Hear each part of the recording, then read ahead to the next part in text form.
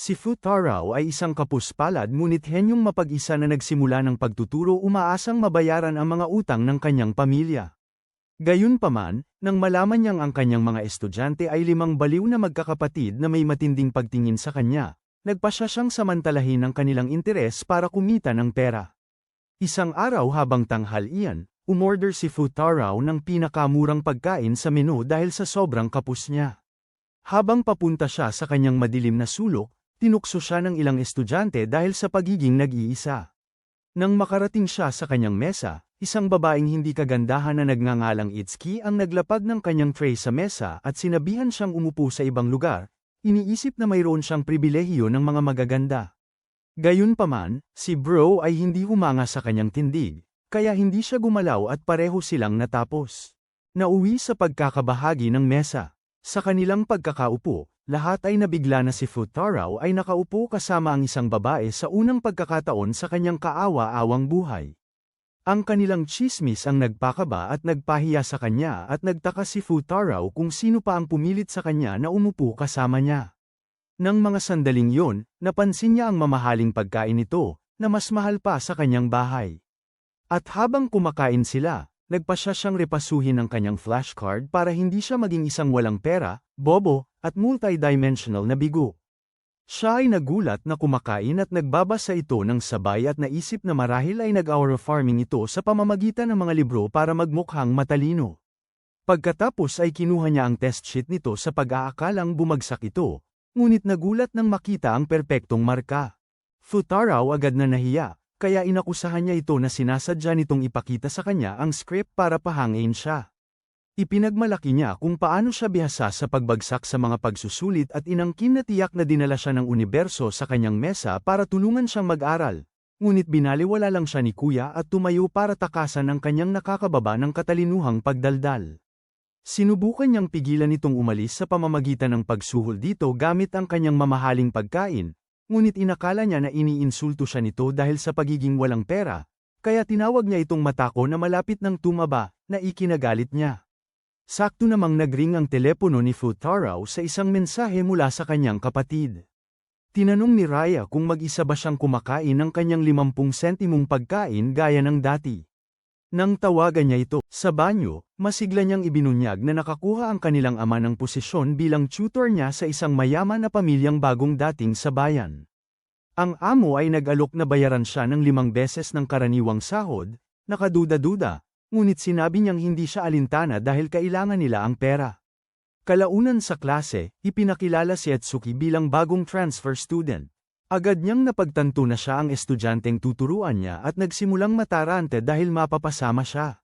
Nang sinubukan niyang makipagkaibigan sa pamamagitan ng pagbati sa kanya, binaliwala niya siya.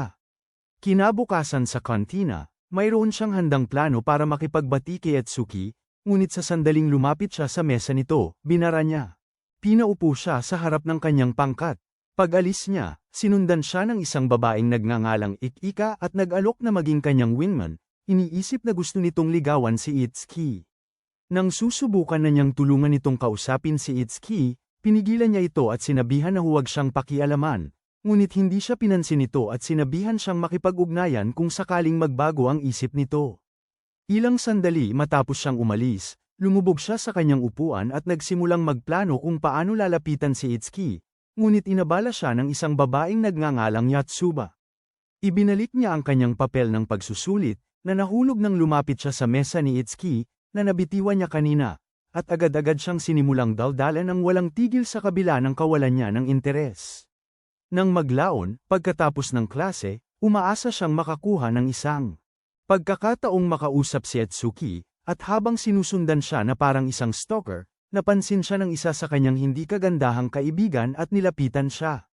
Nang bantaan ni Miko na tatawag ng pulis, nakiusap siya na huwag dahil masyado siyang mahina para mapunta sa piitan. Kalaunan sa gabi, dumating si Futaro sa gusali ng apartment ni Itsuki, ngunit pinigilan ng isa pang kaibigan na nagngangalang Nino, na umakusa sa kanya na isa siyang stalker. Hindi maipaliwanag ang kanyang kaina-hinalang kilos, nagsinungaling siya na nakatira din siya sa apartment at tumakbo papasok sa gusali. Sa kasamaang palad, sumara ang elevator na sinasakyan ni Itsuki bago pa siya makarating, pinilit siyang mag-cardio hanggang sa ika-30 palapag. Nang sa wakas ay makarating siya, galit na sinabihan ni Atsuki siyang umalis, ngunit nagulat nang ibunyag nito na siya ang bago niyang tutor. Agad niya itong tinanggihan, ngunit sinabi nito sa kanya na sila ay magkasama na. Habang siya ay napaupo sa sahig sa pagtanggi, bumukas ang elevator, at lumabas ang mga kaibigan ni Atsuki na nagbubulungan tungkol sa kakaibang tao na sumusunod sa kanila. Nang magsimula siyang mataranta, ibinunyag ni Atsuki na sila ay 5 magkakapatid at binuksan niya ang isang 5 sa isang bangungot ng pagtuturo, na ikinagulat nito. Kalaunan, nakatayo si Futaro sa kanilang sala, naiinis na walang sinuman sa mga babae ang dumating, dahil wala silang interes na maturuan. Ngunit pagkatapos, dumating si Yatsuba na may dalang baso ng tubig at nag-alok na tulungan siyang kumbinsihin ang kanyang mga kapatid na dumalo sa kanyang klase. Sa kasamaang palad, sinabihan siya ni Atsuki at Miku na umalis, at hindi man lang sumagot si Nino nang kumatok sila. Para kay Ikika, tulog siya nang pumasok sila sa magulo niyang silid. Nang sinubukan ni Futaro na hilahin siya mula sa kama, halos masilayan niya ang kanyang katawan na walang takip, kaya biniro siya ni Ikika, na sinabing hindi niya alam na palihim pala itong mapagmasid. Nahihiya, sinabi niya kay Ikika na magbihis at bumaba kasama si Yatsuba. Kalaunan, bumaba ang lahat maliban kay Atsuki, ngunit wala pa rin silang interes sa sesyon ng pagtuturo.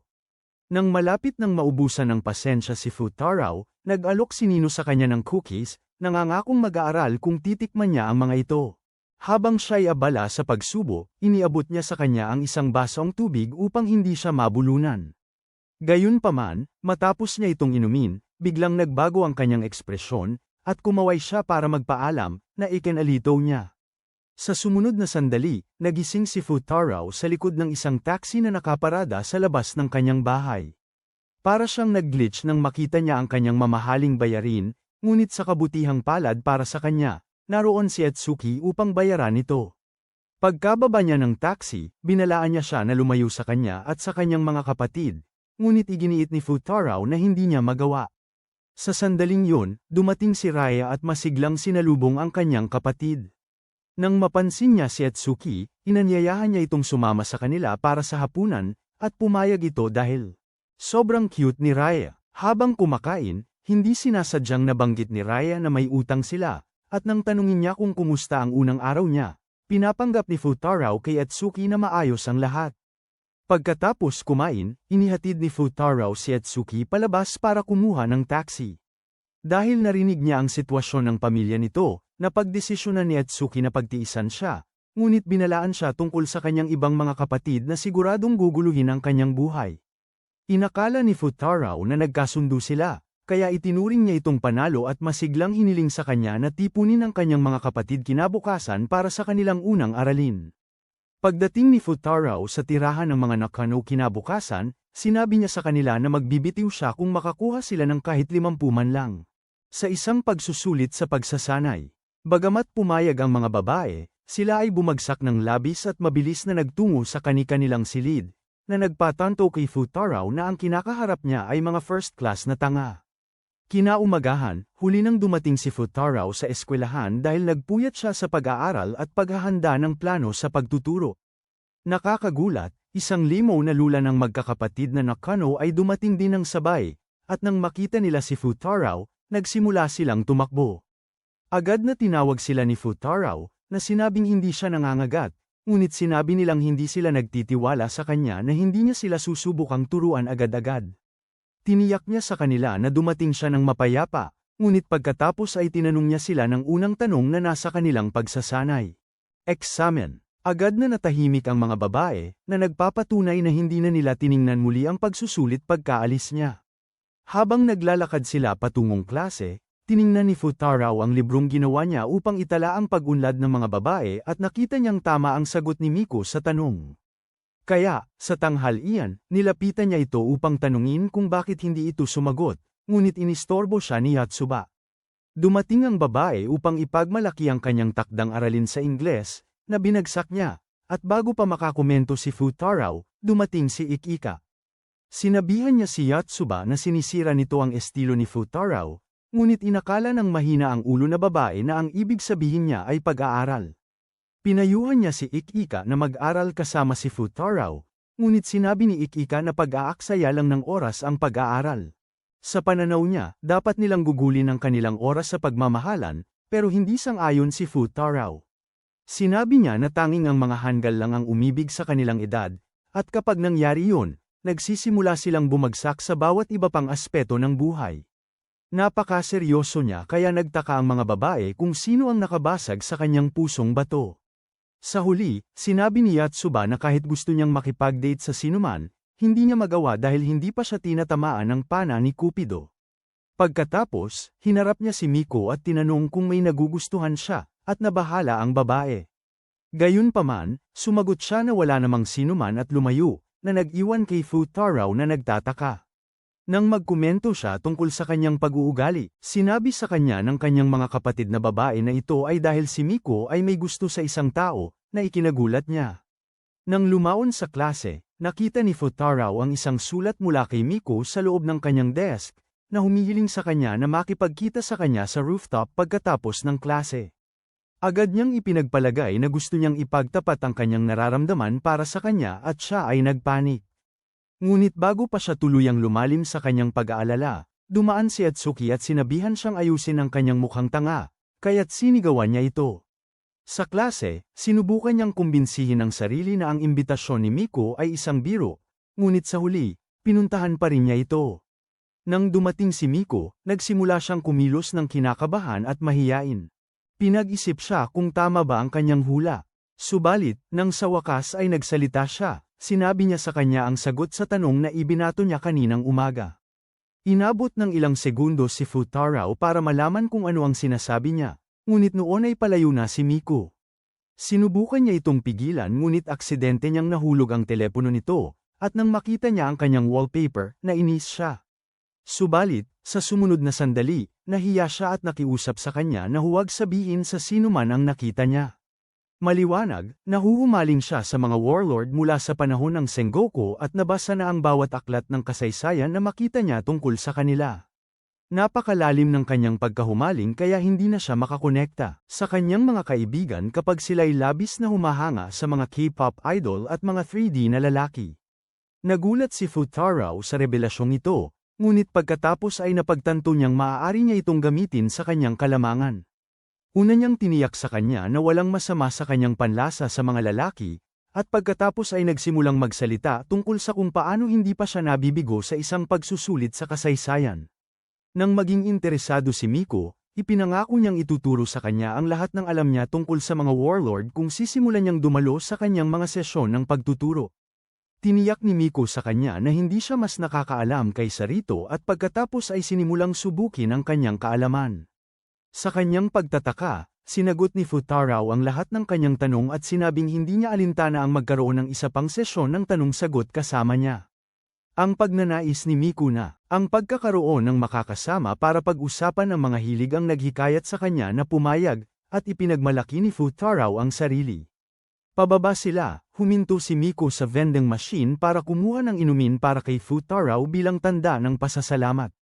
Gayunpaman, nang hindi niya naintindihan ang biro niya tungkol sa panahon, nagbago ang pakikitungo ni Miko sa kanya at sinabing walang maituturo ang isang hanggal na tulad niya. Ayaw sumuko, nagmadali si Futaro sa silid-aklatan para manghiram ng lahat ng libro tungkol sa kasaysayan ng panahong Sengoku na mahahanap niya. Pagkalipas ng 2 araw, hinamon ni Futaro si Miko sa isang trivia tungkol sa panahong Sengoku, ngunit tumanggi si Miko, kaya't kinutya siya ni Futaro. Halos agad-agad, nagalit siya at tinanong siya ng unang tanong, na hindi niya nasagot, kaya sinagot niya ito at tumakbo palayo. Nang mapagtanto ang ginagawa niya, hinabol siya ni Futaro, ngunit napasubsob lamang kay Miko paglingon niya sa kanto. Nagpapanggap siyang si Yatsuba, ngunit ang taong hindi nakaintindi ay hindi ito napagtanto, kahit pagkatapos makasalubong ang totoong Yatsuba sa pintuan. Hindi niya lang ito napagtanto hanggang sa pinalitan ni Miko ang headband ng kanyang headphones, nang tumakbo ulit ito palayo. Hinabol niya ito at isiniwalat na nalaman na niya ang lahat ng kailangang malaman tungkol sa mga warlord ng panahong Sengoku. Hindi pa rin tumigil si Miko, ngunit nagsimula siyang magtanong tungkol sa mga warlord. At sinagot ni Futaro ang mga ito ng tama. Nagpatuloy sila sa ganito ng matagal hanggang sa pareho silang bumagsak sa lupa dahil sa pagod.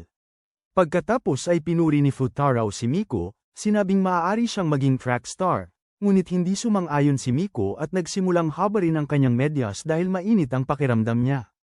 Bilang isang maginoo, nagpaalam si Futaro at kumuha ng inumin mula sa vending machine. Nang bumalik siya, nagdala siya ng matcha drink para kay Miko at ginawa ang kaparehong biro na ginawa niya noong isang araw. Sa pagkakataong ito, ipinaliwanag niya ang pinagmulan ng biro at inamin na tinulungan siya ni Yatsuba na hanapin ito. Nagtatakang nagtanong si Miko kung sinabi niya kay Yatsuba ang tungkol sa kanyang pagkahumaling, at sinabi niyang hindi. Gayunpaman, tinanong niya kung bakit niya itinago ang katotohanan sa kanyang mga kapatid. Ipinaliwanag ni Miko na, sa kanyang mga kapatid, siya ang pinakahindi kahanga-hanga, ngunit hindi sumang-ayon si Futaro. Ipinaalala niya rito na nakuha niya ang pinakamataas na marka sa practice test, ngunit sinabi ni Meko na tsamba lang yun. Hindi sumang-ayon si Futaro at idineklara na sisiguraduhin niyang makapagtapos ang lahat ng 5 magkakapatid, kahit na yun pa ang huli niyang gagawin. Ngumiwi si Miko at sinabi sa kanya na imposible yun. Ngunit nagpa siya si Futaro na magpaka-corny at sinabing imposible ang kanyang panggitnang pangalan. Hinangaan ni Miko ang kanyang determinasyon, ngunit hindi pa rin siya naniniwala na magagawa niya yon. Pagkatapos ng klase, nagpunta si Futaro sa silid-aklatan para sa kanyang tutoring session, ngunit natagpuan. Tanging si Yatsuba. Gayunpaman, dumating si Miko ng bahagya kalaunan at, matapos kunin ang ilang libro, sinabi kay Futaro na handa siyang bigyan ito ng pagkakataon. Nang buong pananabik, inialay ni Futaro ang kanyang sarili sa layunin. Tinanong naman ni Yatsuba si Miko kung si Futaro ang lalaking gusto niya, at namula lang si Miko. Sa weekend, pumunta si Futaro upang turuan ang magkakapatid, ngunit nanumpa si Nino na hindi niya ito papayagan. Pagbaba niya, sinabi niya kay Yatsuba na kailangan ng kanyang mga kaibigan sa basketball team ang kapalit para sa kanilang laro. Hindi inakala ni Futaro na papayag si Yatsuba, ngunit bigla itong humingi ng tawad sa kanya at nagmamadaling umalis. Ipinaliwanag ni Ikika na si Yatsuba ay isang santa na hindi marunong humindi sa mga nangangailangan. Dito, pinaalalahanan ni Nino si Ikika na may shift siya ng 2 p.m., kaya tumalon si Ikika at nagmamadaling umalis. Bago pa marealize ni Futaro ang nangyayari, lumapit si Nino sa kanyang pwesto at pinayuhan siyang mag-aral sa ibang lugar.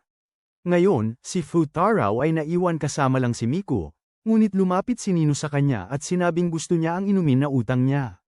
Itinuro ni Miko ang bag sa mesa at sinabi kay Nino na nakabili na siya ng bago. Nagsimula na siyang lumakad palayo kasama si Futaro, ngunit si Nino, na nakatuon sa kanyang layunin laban sa pagtuturo. Pinutol ang usapan nila. Tinanong niya kung kailan sila nagkalapit, tapos nagsimulang tuksuhin si Miko, sinabing hindi niya alam na ang mga pangit na talunan ay tipo niya. Sumagot si Miko, sinabing ang mahalaga lang kay Nino ay ang panlabas na anyo, at pinangatwiranan ni Nino na walang masama doon.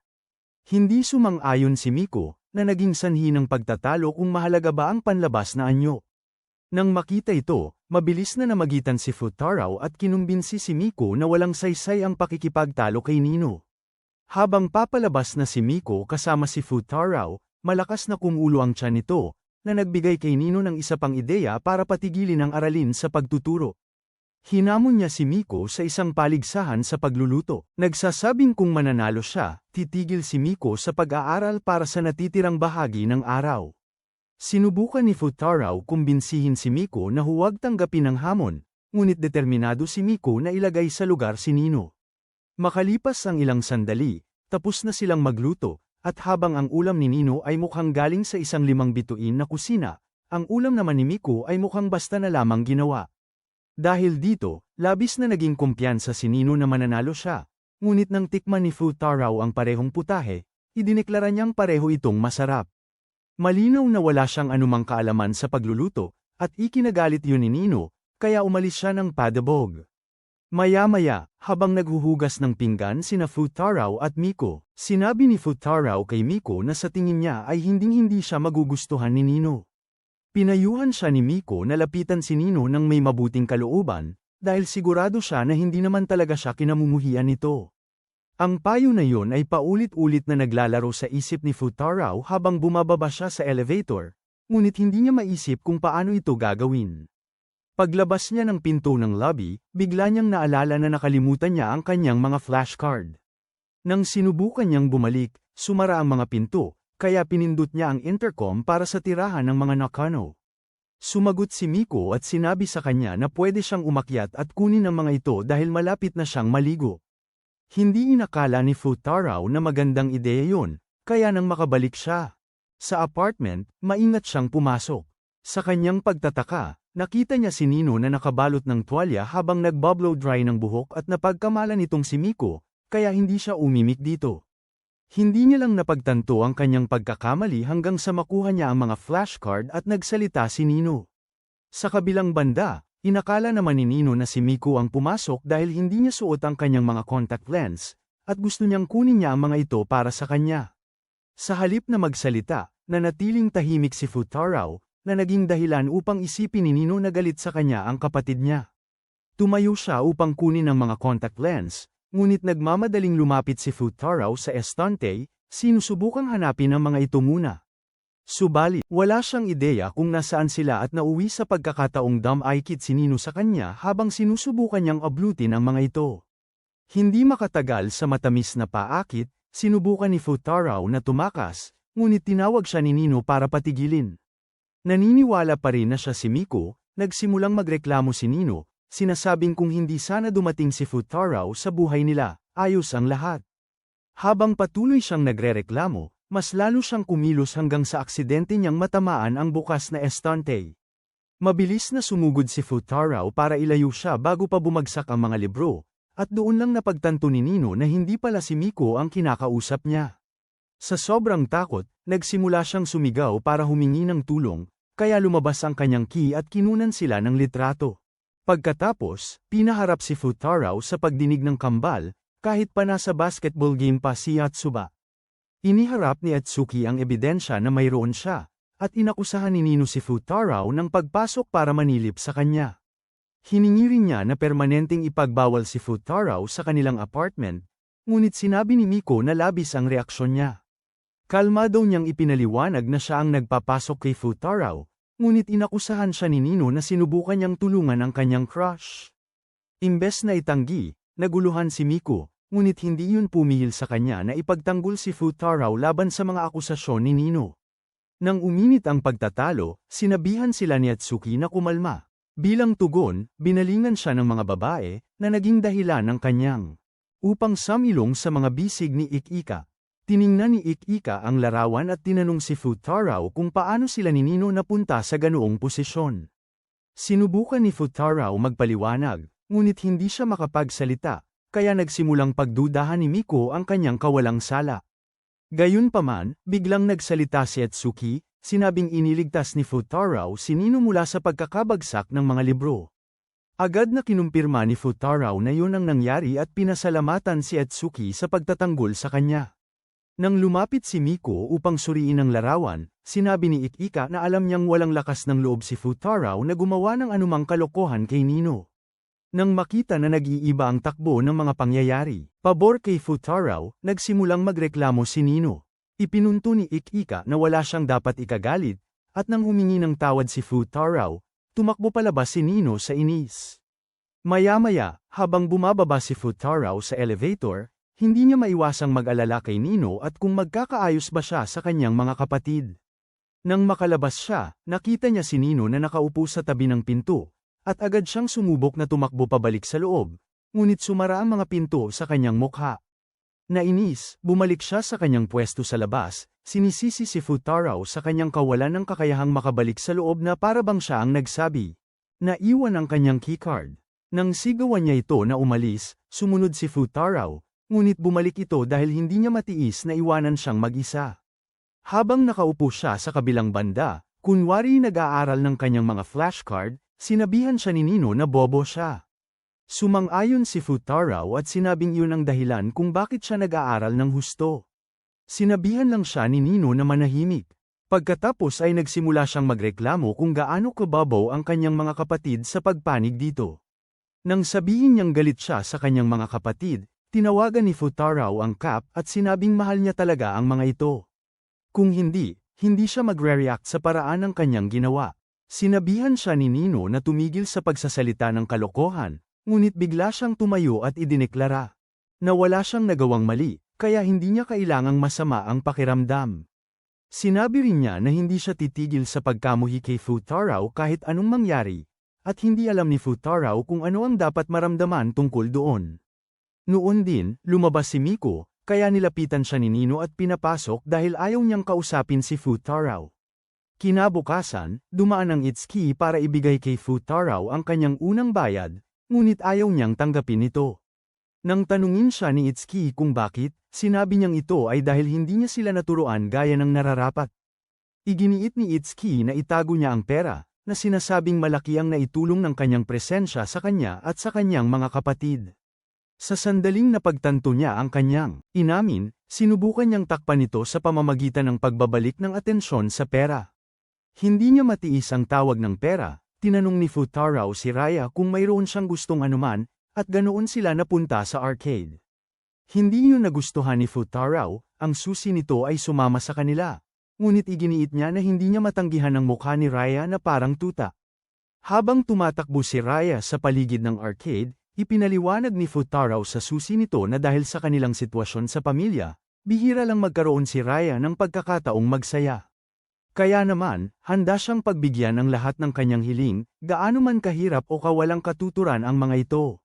Nang sandaling yun, tinawag sila ni Raya, sinabing gusto niyang magpakuha ng litrato kasama sila. Ayaw pumayag ni Futaraw, ngunit ipinaalala sa kanya ng kanyang susi ang kakasabi lang niya rito. Kaya napilitan siyang magpakuha ng nakakainis na cute na litrato. Nang magsimula silang maglakad pabalik sa bahay kalaunan, sinabi ni Futaraw sa kanyang susi na mas mabuting mag-aral sila ng kanyang mga kapatid ng gabing yun, ngunit bigla itong nagpanik at sinubukang umalis.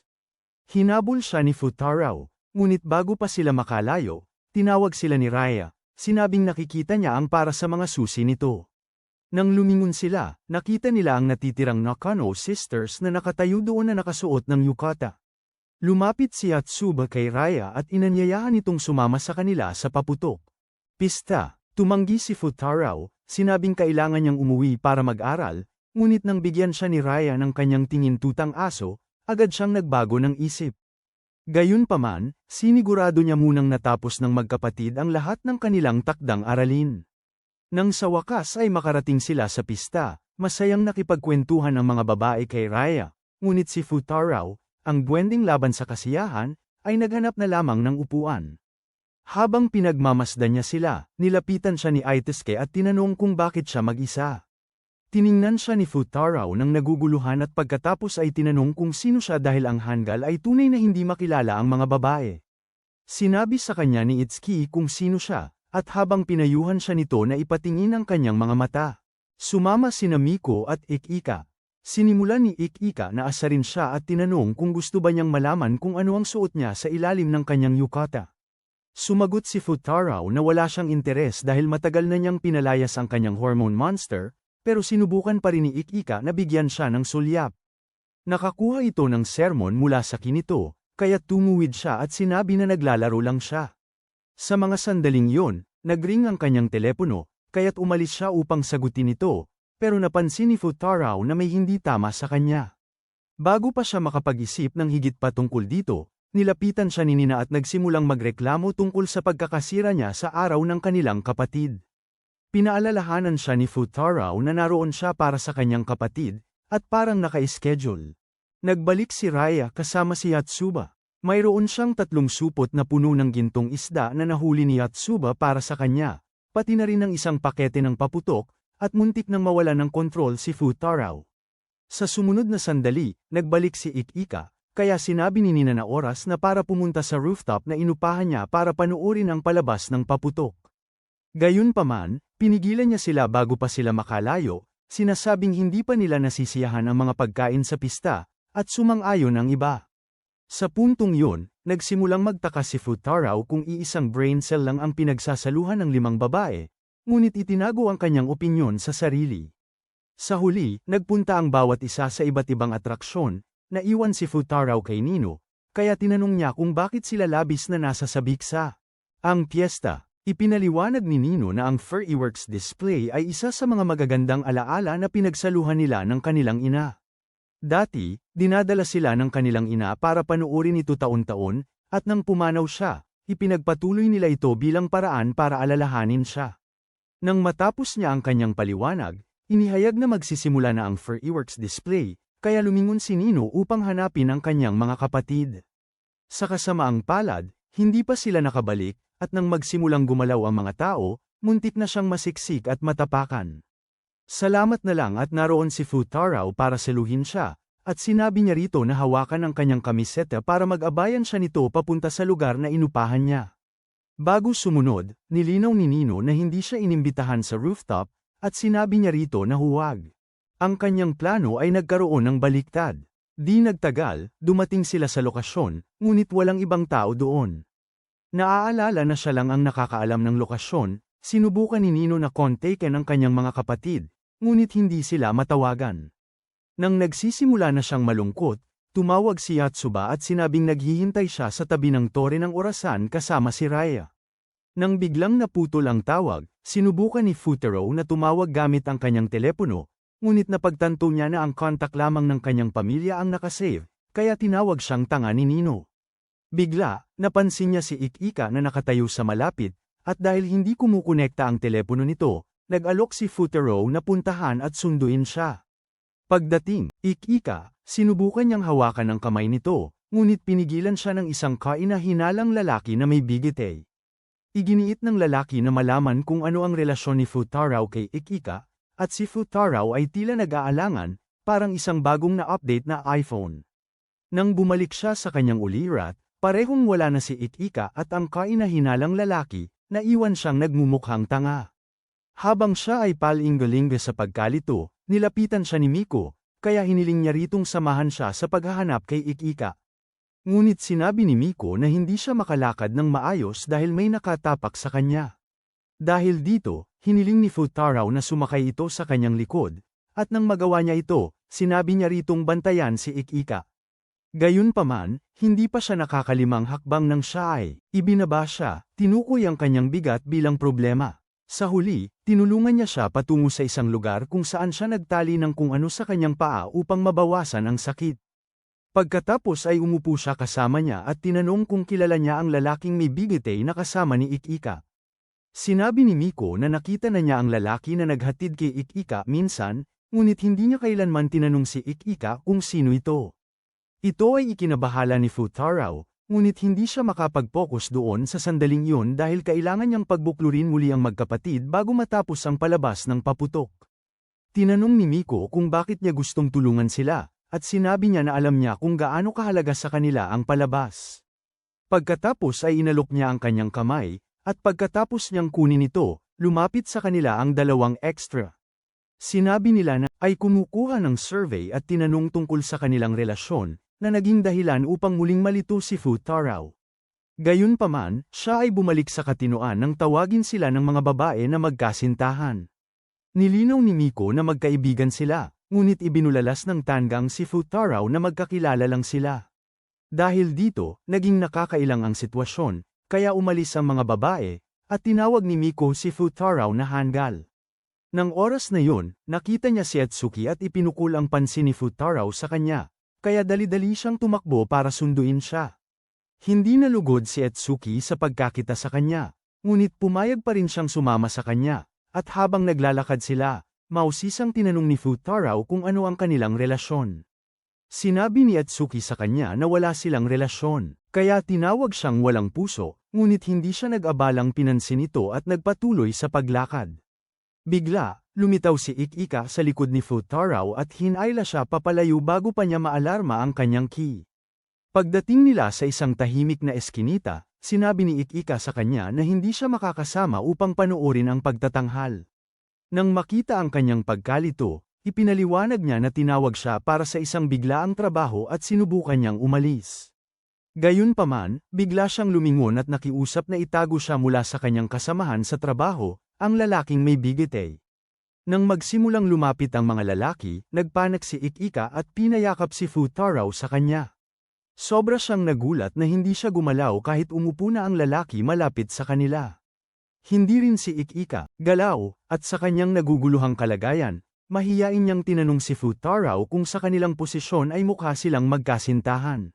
Sinabi ni Futaraw sa kanya na tanging isang mapagduda lang ang mag-iisip ng iba, na dahilan upang tumawa si Ik-ika at sabihing magkaibigan lang sila. Nang sa wakas ay nagkahiwalay sila, sinabi ni Futaraw kay Ik-ika na hindi sila magkaibigan at hindi sana sila nag-usap kung hindi siya inupahan ng kanyang tatay. Nadismaya si Ik-ika sa kanyang mga salita at humingi ng paumanhin sa paglampas sa kanyang mga hangganan. Dahil dito, naalala ni Futaraw ang naunang reaksyon ni Miko nang tanggihan niyang maging kaibigan niya at napagtanto na siya talaga ang pinakamalaking hanggal sa mundo. Sa sandaling yun, nahila ang kanilang atensyon sa Bigete, lalaki na nag-uulat ng sitwasyon kay Ik-ika sa isang tao sa telepono. Nang banggitin niya na hahanapin niya ito kaagad para maiwasan ang mga problema sa paggawa ng pelikula, nagduda si Futaraw. Mabilis siyang muling niyakap ni Ik-ika at ipinaliwanag na siya ang camera assistant ng lalaki. Sinabi niya na ang paggawa ng pelikula ang pinakamamahal niya higit sa lahat, at tinukoy ni Kapitan Obvious na makakaapekto ito sa kanyang pag-aaral. Bilang tugon, tinanong ni Ik-ika si Futaraw kung bakit siya nag-aaral ng ganoon kadami, at panandaliang sumagi sa kanyang isipan ang alaala ng isang babae. Nang subukan niyang sumagot, narinig nila ang lalaking may bigete na tinutukoy ang isang tao bilang Ik-ika, at nang dumaan ito, nakita nila na siya ay humihila. Miko, agad silang sinundan ni Futaraw at Ik-ika, at sinimulan ni Futaraw sisihin si Ik-ika sa nangyayari. Sinabi ni Ik-ika sa kanya na wala siyang karapatang pagsabihan siya dahil hindi naman sila magkaibigan. Napatatahimik siya nito, ngunit paulit-ulit na bumabalik sa isip niya ang tanong tungkol sa relasyon niya sa mga babae. Nang sa wakas ay makakuha siya ng sagot, nilapitan niya si Miko at hinablat ang kamay nito mula sa lalaking may bigete. Gaya ng inaasahan, nagalit ang lalaki at nagtanong kung sino siya, kaya sinabi ni Futaraw na siya ang partner ni Miko. Sinabi rin niya sa lalaki na hindi si Ik-ika si Miko, ngunit iginiit ng lalaki na hindi niya kailanman mapagkakamalan ang dating aktres niya sa iba. Noon din, napansin niyang nakatayo si Ik-ika sa likod ni Futaraw at nagsimulang questionin ang paggana ng kanyang mga mata, ngunit hindi siya pinansin ni Futaraw at tinanong ang naguguluhang si Ik-ika kung gaano na siya katagal sa OnlyFans. Hindi nakasagot si Ik-ika, at sinimulan siyang hilahin ng kanyang kasamahan, sinabing huli na sila. Tinawag ni Futaraw si Ik-ika, tinatanong kung ayos lang ba sa kanya na iwanan ang kanyang mga kapatid, at sinabi ni Ik-ika sa kanya na humingi ng tawad para sa kanya. Pagkaalis niya kasama ang kanyang kasama, hiniling ni Miko kay Futaraw na sundan si Ik-ika, ngunit ayaw niya itong iwanan ng mag-isa dahil sa kanyang pilay na paa. Nang sinubukan niyang kumbinsihin siya na maayos lang siya, dumating ang saklolo. Dumating at sinabihan siyang umalis. Nang makita niya si Ik-ika, tinanong nito kung bakit siya labis na tumutulong sa kanya at sa kanyang mga kapatid. Sinabi ni Futaraw na ito ay dahil magkatuwang sila sa isang kooperatibang ugnayan, kaya ngumiti siya at iniabot sa kanya ang kanyang tablet. Sa kanyang pagkabigla, nakita niyang nagbabasa ito ng script para sa isang pelikula, at ipinaliwanag ni Ik-ika na ito ay para sa isang malaking papel sa pelikula. Kinuha siya ng isang ahensya mga 6 na buwan na ang nakakaraan at nakakakuha lamang ng maliliit na papel, kaya umasa siyang makuha ito at makapagdebu. Humanga si Futaraw sa kanyang ambisyon, kaya tinanong niya kung makakatulong siya sa kanyang tagumpay sa pamamagitan ng pagsasanay ng kanyang mga linya kasama siya. Ayaw niya, ngunit pumayag pa rin, kaya ang tuwang-tuwang. Ik-ika mabilis na nakapasok sa kanyang karakter. Napakahusay niya sa pagbigkas ng kanyang mga linya kaya napaluha si Futaraw, ngunit iginiit nitong may ibang dahilan. Sa sandaling yun, dumating ang lalaki ni Ik-ika sakay ng kotse, kaya nagpaalam siya kay Futaraw at lumapit dito. Ngunit, sinundan siya ni Futaraw at hinawakan ang kanyang mukha habang sinasabing tigilan na ang pagpapanggap ng ngiti. Nagulat, umatras si Ik-ika at nagtanong kung ano ang sinasabi nito, pero sinabi ni Futaraw na hindi siya nito maloloko. Pagkatapos ay ipinaliwanag nito na pinipilit niya ang sarili niyang ngumiti buong gabi, at nagsisimula na siyang mainis. Tinuro rin niya na nanginginig ito nang yakapin siya sa eskinita kanina. Kaya gusto niyang malaman kung nanghihina na ang loob nito. Inamin ni Ikika na hindi pa niya nasasabi sa kanyang mga kapatid ang tungkol sa kanyang trabaho dahil ayaw niyang madismaya sila sa kanya kung mabibigo siya. Nakukonsensya rin siya sa pagtalikod sa kanila, ngunit kung hindi niya gagawin yun, mawawalan siya ng pagkakataong maging susunod na Zendaya. Matapos ang kanyang paliwanag, pinuri niya si Futaro sa pagkapansin sa ganoong kaliit na detalye tungkol sa kanya, ngunit sinabi ni Futaro na huwag masyadong mataasin ang tingin sa kanya. Ang tanging dahilan kung bakit niya napansin na peke ang ngiti nito ay dahil hindi ito tumutugma sa mga ngiti ng kanyang mga kapatid, na laging magkatulad. Namamangha pa rin, sinabi ni Ikika na kung hindi niya kayang lokohin ang isang mangmang na tanga na tulad niya, kung gayon ang kanyang karera sa pag-arte ay nasa problema. Sumagot si Futaro na kung mabaigo siya, maaari na lang siyang mag-ukol ng sarili sa pag-aaral, at pinagalitan siya ni Ikika. Bigla na lang, nagsimulang magreklamo ang lalaking may bigete, kaya tumalikod si Ikika para umalis, ngunit pinigilan ulit siya ni Futaro. Nangako siya na sasamahan siya kapag humingi siya ng tawad sa kanyang mga kapatid mamaya, at labis na ikinatuwa iyon ni Ikika. Nang dumating siya sa kanyang audition, tapos na ito, ngunit pinayagan pa rin siya ng mga hurado na mag-audition. Madaling nakapasok si Ikika sa karakter. Ngunit patuloy niyang tinatanong ang sarili kung ano ang gagawin ng kanyang mga kapatid at kung paano sila tutugon. Dahil doon, nagawa niyang maipakita ang tamang emosyon at pinahanga ang mga hurado. Nang matapos siya, lumabas sila ng lalaking may bigete at nagulat nang makita si Futaro na natutulog na dilat ang mga mata. Habang nagsimula silang magtaka kung si Futaro ay palihim na karakter mula sa Looney Tunes, nagising siya at nagtanong kung tapos na si Ikika. Nang makumpirma niya na tapos na siya, hinayla siya nito palayo, naiwan ng lalaking may bigete na kinakausap ang sarili. Matapos maglakad ng sandali, dumating sina Futaro at Ikika sa isang parke kung saan naghihintay ang kanyang mga kapatid na may hawak na sparklers. Nandoon din si Raihao, ngunit mahimbing siyang natutulog sa bangko dahil lampas na sa oras ng kanyang pagtulog. Agad sinimulan ni Nino na atakihin si Futaro gaya ng dati, ngunit pagkatapos ay humugat siya ng uno. Bumaling at nagpasalamat sa kanya sa pagbabantay sa kanyang kapatid. Dahil sa matinding pagkakasala, hindi na nakapagtiis si Ikika na manahimik at humingi ng tawad sa kanyang mga kapatid dahil sa pag-iwan sa kanila. Gayunpaman, lahat ng kanyang mga kapatid ay umako ng bahagyang pananagutan sa kanilang pagkabigo na mapanood ang Furryworks display ng magkasama. Matapos ang lahat, sila ay nagkabati at sinindihan ang kanilang mga sparkler. Sinindihan din ni Futaro ang isa, ngunit pinili niyang umupo, at habang pinagmamasdan sila, naisip niya na dapat na siyang umuwi at mag-aral, ngunit nagbago ang kanyang isip nang makita niya kung gaano kasaya ang mga babae. Kinabukasan sa paaralan, ipinapaalala sa mga estudyante ang kanilang nalalapit na midterm exams.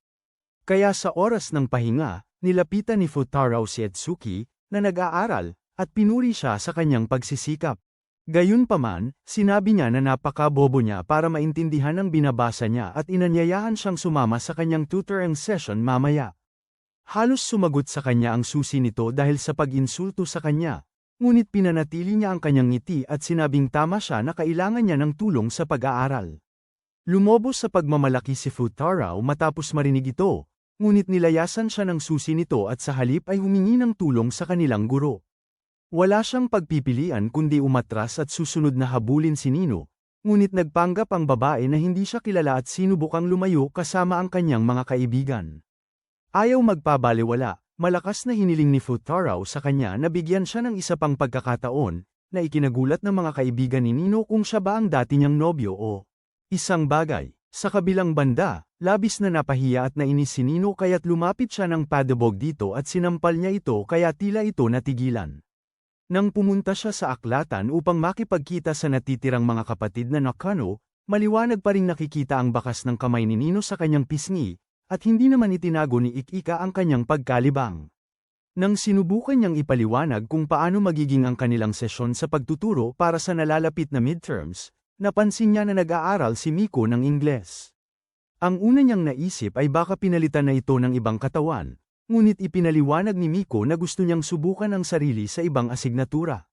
Hindi maiwasan ni Futaro na maramdaman ang pagiging isang mapagmataas na ama, ngunit naputol ang sandaling iyon ng si Yatsuba. At idineklara ni Ikika na magkukulong din sila sa pag-aaral. Nang maglaon, matapos maghiwalay si Futaraw at ang mga babae, hinabol siya ng babae na parang si Cinderella. Nang maabyute niya ito, iniabot niya ang kanyang telepono dahil gustong kausapin siya ng kanyang ama. Tinanong ng lalaki si Futaraw kung paano ang takbo ng mga sesyon ng pagtuturo, at nagsinungaling si Futaraw na maayos ang mga ito.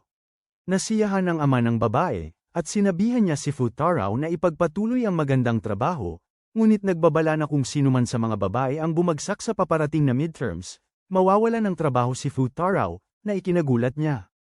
Matapos niyang ibaba ang telepono, tinanong ng babae si Futaraw kung ano ang pinag-usapan nila ng kanyang ama, at sinabi ni Futaraw sa kanya na walang seryosong pinag-uusapan.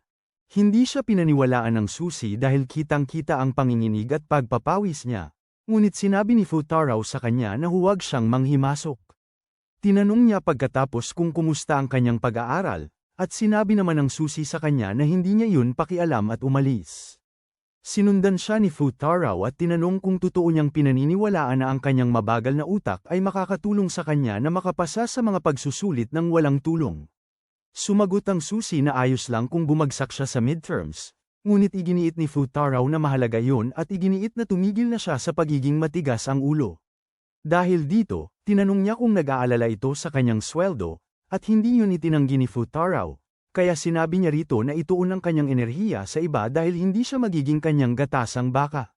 Hindi pinayagan ng pagmamalaki ni Futaraw ang sarili niya na humingi ng tawad o magpaliwanag kung bakit siya kumikilos ng ganoon, at sa huli, naghiwalay sila matapos mangako na hindi na magkaroon ng kinalaman sa isa't isa.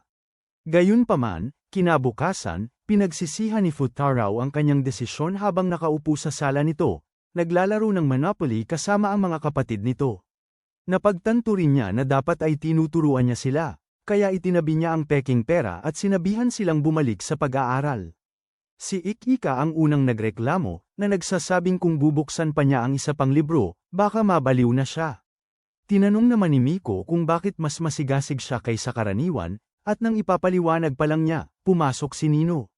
Agad na nagbago ang isip ni Futaraw tungkol sa ipinapahayag ang pagbabanta ng kanilang ama dahil alam niyang gagamitin yun ni Nino laban sa kanya. Ang kanyang mga iniisip ay naputol nang inimbitahan ni Nino si Itsuki, nakakapasok lang, na sumali sa laro. Tumanggi si Itsuki, sinabing kailangan niyang tapusin ang pag-aaral at umalis. Nang subukang kausapin ni Futaraw si Itsuki, sumingit si Nino at sinimulang itulak siya palabas. Ngunit tinawag siya ni Ikika para huminto. Sinabi niya na nangako si Futaraw na mananatili doon magdamag at tutulungan sila sa kanilang pag-aaral, at, maniwala ka o hindi, si Futaraw mismo ay labis na nagulat sa balitang ito tulad ni Nino. Nang maglaon, habang naliligo si Futaraw, pumatok si Itsuki sa pinto, sinabi ni Ikika na gusto niyang kausapin siya. Agad namang sinunggaban ni Futaraw ang pagkakataon at humingi ng tawad sa kanyang sinabi noong nakaraang araw. Ibinihaji rin niya ang sinabi ng ama nito at nakiusap na hayaan siyang turuan siya. Sa halip na sumagot, binuksan ni Atsuki ang pinto, na nagdulot ng pagkakataranta niya. Gayunpaman, agad niyang nakalimutan ang kanyang kalagayan na hindi pa ganap na nakadamit ng mapagtanto niyang si Nino ang nasa likuran niya. Niloko niya ito dahil napansin niya ang tensyon sa pagitan niya at ni Atsuki at gustong malaman kung bakit. Napatulala na lamang si Futaraw sa gulat dahil si Nino ay hindi mahulaan ang susunod na gagawin at ngayon ay naligay sa panganib ang kanyang trabaho. Kalaunan, nagkomento si Yatsuha kung gaano katagal si Futaraw sa paliguan, at nagbiro si Ikika na siya ay marahil ay nagtatapo ng laman ng kanyang pipa. Pagkatapos ay sinimulan niyang tuksuhin si Maiko at pinayuhan itong subukan niyang suyuin si Futaraw bago pa maaga ng ibang babae. Sakto namang sinabi ni Maiko na tumigil na siya sa panunukso, ay sumulpot si Futaraw na tila pagod na. Nang mapansin niya si Nino na nakaupo ng maayos sa mesa ng kainan, inimbitahan niya itong sumali sa study session, ngunit tumanggi ito. Sigurado si Futaraw na nagbabalak na ito ng kanyang pagkabagsak, ngunit tumanggi siyang sumuko ng walang kalaban-laban. Nang magtanong si Yatsuba, malakas siyang sumagot, umaasa na mananatili ang mga ito sa isip ni Nino. Ngunit patuloy siyang binaliwala ni Nino hanggang sa biglang nasabi ni Maiko na gusto niyang malaman ang tipo sa mga babaeng gusto ni Futaraw. Nakakagulat, pumayag si Futaraw na sabihin sa kanila ang 3 bagay na gusto niya sa isang babae, pero sa kondisyon na tapusin nila ang kanilang mga workbook. Agad na nagtrabaho ang mga babae, at nang matapos si Yatsuba, sinabi niyang gusto niya ang mga masayahing babae. Nang sabihin ni Maiko na tapos na rin siya, sinabi niyang gusto niya ang mga babaeng marunong magluto. Pagkatapos, nang matapos si Ikika, sinabi niyang gusto niya ang mga babaeng inuuna ang kanilang mga kapatid na lalaki. Doon, tinawag siyang tanga ni Nino dahil halata namang si Raya ang inilalarawan niya. Nang umalis siya ng padabog, nagreklamo si Yatsuba na niloko sila nito, pero ipinaliwanag ni Futaro na hindi siya interesado sa pakikipag-date sa sinuman. Nalungkot si Maiko, narinig ito, kaya pinapahaplos ni Ikika kay Futaro ang ulo ni Maiko at tinanong kung kinabahan ba siya sa ginawa. Itinanggi ito ni Futaro, ngunit hindi siya naniwala, kaya pinapahabol niya si Yatsuba para kumpirmahin. Sakto naman, bumaba ang babae para humiram ng headphone ni Maiko dahil napakalakas ng tunog.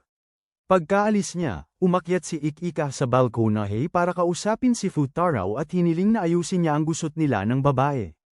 Sabi ni Futaro ayaw daw siyang kausapin ng babae, ngunit hindi sumang-ayon si Ikika, paliwanag niya, ang babae ay tipo ng taong nagtatago ng kanyang nararamdaman, lalo na kapag nasasaktan. Kaya, tiniyak niya kay Futaro na kung titingnan niya ang sitwasyon mula sa pananaw ng babae, maayos ang lahat, kaya nangako siyang susubukan. Kalaunan, nang oras na para matulog, ipinagamit ni Maiko ang kanyang silid kay Futaro, ngunit nang bumangon siya para umihi sa hating gabi, bumalik siya sa kanyang silid nang hindi niya namamalayan. Kaya nang magising si Futaro kinaumagahan at nakita siya, nagsimula siyang magpanik. Samantala, sina Ikika at Suki at Nino ay nag-aalmusal sa ibaba, at binanggit ni Ikika na hindi niya nakita si Maiko nang magising siya. Umalis si Yatsuba para hanapin siya, ngunit wala pa rin sa kanila ang nakabalik. Pagkatapos ay nagtanong si Atsuki tungkol kay Futaro, at sinabi ni Ikika na marahil ay natutulog ito. Nagulat si Nino na doon pala talaga ito natulog, ngunit pagkatapos ay sinabi niya na sila. Malapit nang hindi na makita ang pangit niyang mukha araw-araw. Habang patuloy silang nag-uusap, biglang nakaisip si Ikika ng napakagandang ideya na gawing kamukha ni Maiko ang susi nito. Sumali rin si Nino, at nang matapos sila, inutusan nila ang susi nito na umakyat at kausapin si Futaro, na sinabing hindi nito malalaman na hindi siya si Maiko. Ilang sandali bago sumunod ang susi nito, nagpasya si Futaro na tahimik na lumabas ng silid dahil hindi niya malaman kung aling kapatid ang kasama niya sa kama. Gayunpaman, nang buksan niya ang pinto at makita ang susi nito na nakatayo roon, mabilis niya itong nakilala salamat sa pajama nito. Nabigo ang susi nito na hindi niya ito naloko, ngunit pinigilan niya ang damdaming iyon at sinubukang pag-usapan ang kanilang pag-aaway. Sa kasamaang palad, gumalaw si Maiko, naging dahilan ng pagkapanik ni Futaro at itinulak palayo ang susi, na sinabing kailangan niyang magbihis. Nang isinara niya ang pinto sa harap niya, ang susi ay nagsimulang magtampo at padabog na nagtungo sa kanyang silid sa halip na bumalik sa ibaba. Dahil sa pagkakasala, lumabas muli si Futaro mula sa silid ni Maiko, ngunit nag-ambala siya nang tawagin siya ni Ikika, tinatanong kung nakita niya si Maiko. Sinabi niyang hindi, at idinagdag na marahil ay nagpunta ito sa aklatan upang makapaghanda ng maaga para sa kanilang trabaho sa araw na iyon. Nang mabanggit ang aklatan, iminungkahi ni Ikika na pumunta rin sila doon at mag-alok na sabihan si Yatsuba. Makalipas ang halos 1 oras, dumating si Futaro sa aklatan kasama sina Ikika at Yatsuba, ngunit hindi pa rin mapakali ang kanyang isip. Masama ang kanyang pakiramdam na nagsinungaling siya tungkol sa kinaroroonan ni Maiko, at gayon din ang katotohanang hindi pa niya naayos ang mga bagay-bagay sa susi nito. Nang mapansin ni Yatsuba na siya'y natulala, tinawag niya ito, tinanong kung may problema ba. Tiniyak ni Futaro sa kanya na maayos lang siya, ngunit tinanong kung ano ang gagawin niya kung isa sa kanila ang umulit ng taon. Hindi nag-atubili si Yatsuba at sinabing mananatili siya kasama ang kanyang kapatid. Gayunpaman, sigurado siya na kung may sinumang babagsak, ay siya yun. Hindi alam ni Futaro kung paano tutugon, at nang mapansin ni Ikika, na magitan siya, pinapauwi ito upang kunin ang kanyang pencil case. Sinabi ni Yatsuba na hindi na niya kailangan dahil mayroon siyang dagdag na lapis at ballpen, ngunit nagpumilit pa rin si Ikika. Na umuwi si Futaro para kunin ang kanyang pencil case. Nang maintindihan ang balak niya, pinasalamatan siya ni Futaro at nagmamadaling bumalik sa apartment. Habang papasok, nabunggo niya si Maiko, at nang subukan itong pag-usapan ang kanilang hindi planadong gabi, mabilis niya itong pinutol. Sabi niya ay natulog siya sa sala dahil hindi siya sanay matulog sa kama, at agad na nakahinga ng maluwag si Maiko. Pagkatapos ay pinapante niya ito sa aklatan at nangakong susunod sa kanya at sa kanyang mga kapatid kapag nakuha na niya ang kanyang pakay. Samantala, nakatulog si Atsuki sa hapagkainan na nakakalat ang kanyang mga libro sa paligid niya. Nang makapasok si Futaro sa apartment, ginaisang niya ito sa pamamagitan ng pagyugyug at pinagalitan ito dahil sa pagliban sa kanilang aralin sa pagtuturo. Dahil tinatawag niya itong Maiko, sinubukan ni Atsuki na itama siya. Ngunit hindi siya pinayagan ni Futaro at patuloy na nagkunwari na hindi niya kilala kung sino ang kinakausap niya. Sinabi niya na bibigyan niya ito ng karagdagang gawain dahil sa pagliban, at nagpasya si Atsuki na makisama dahil kailangan niya talaga ng tulong upang maintindihan ang pinag-aaralan niya. Nang humingi ito ng paumanhin sa nangyari noong isang araw, doon lang niya napagtanto na alam niya kung sino siya, ngunit sa halip na magalit, humingi siya ng paumanhin. Pagkatapos ay umasta na parang mali ang pagkarinig nito sa sinabi niya. Habang patuloy silang nag-aaral, hindi nila napansin na pinapanood sila ni Nino dahil walang imik ang dalaga. Kalaunan noong linggo, napanaginipan ni Futaro na nag-excel ang mga babae sa kanilang mga pagsusulit at maging ang pusong bato na si Nino ay pinuri siya sa pagiging isang mahusay na tagapagturo. Sa kasamaang palad, nagising siya at nadismaya sa katotohanang nananaginip lang siya. Nagising din si Atsuki pagkalipas ng ilang sandali, at habang nag-uusap sila, napansin nilang huminto sa paggana ang orasan at sila'y nagpanik. Pagkaraan ng ilang sandali, sinubukan nilang tumakbo papuntang paaralan ng nasa oras, ngunit patuloy na nalalayo ang atensyon ng mga babae. Dahil dito lalo lang silang nahuli, at nang makarating sila sa paaralan, nakatayo ang isa sa kanilang mga guro sa pinto. Sa kabutihang palad, naalala ni Futaro na nasa paaralan na si Yatsuba, kaya pinapanggap niya ang mga babae bilang si Yatsuba at lumapit sa guro ng paisa-isa.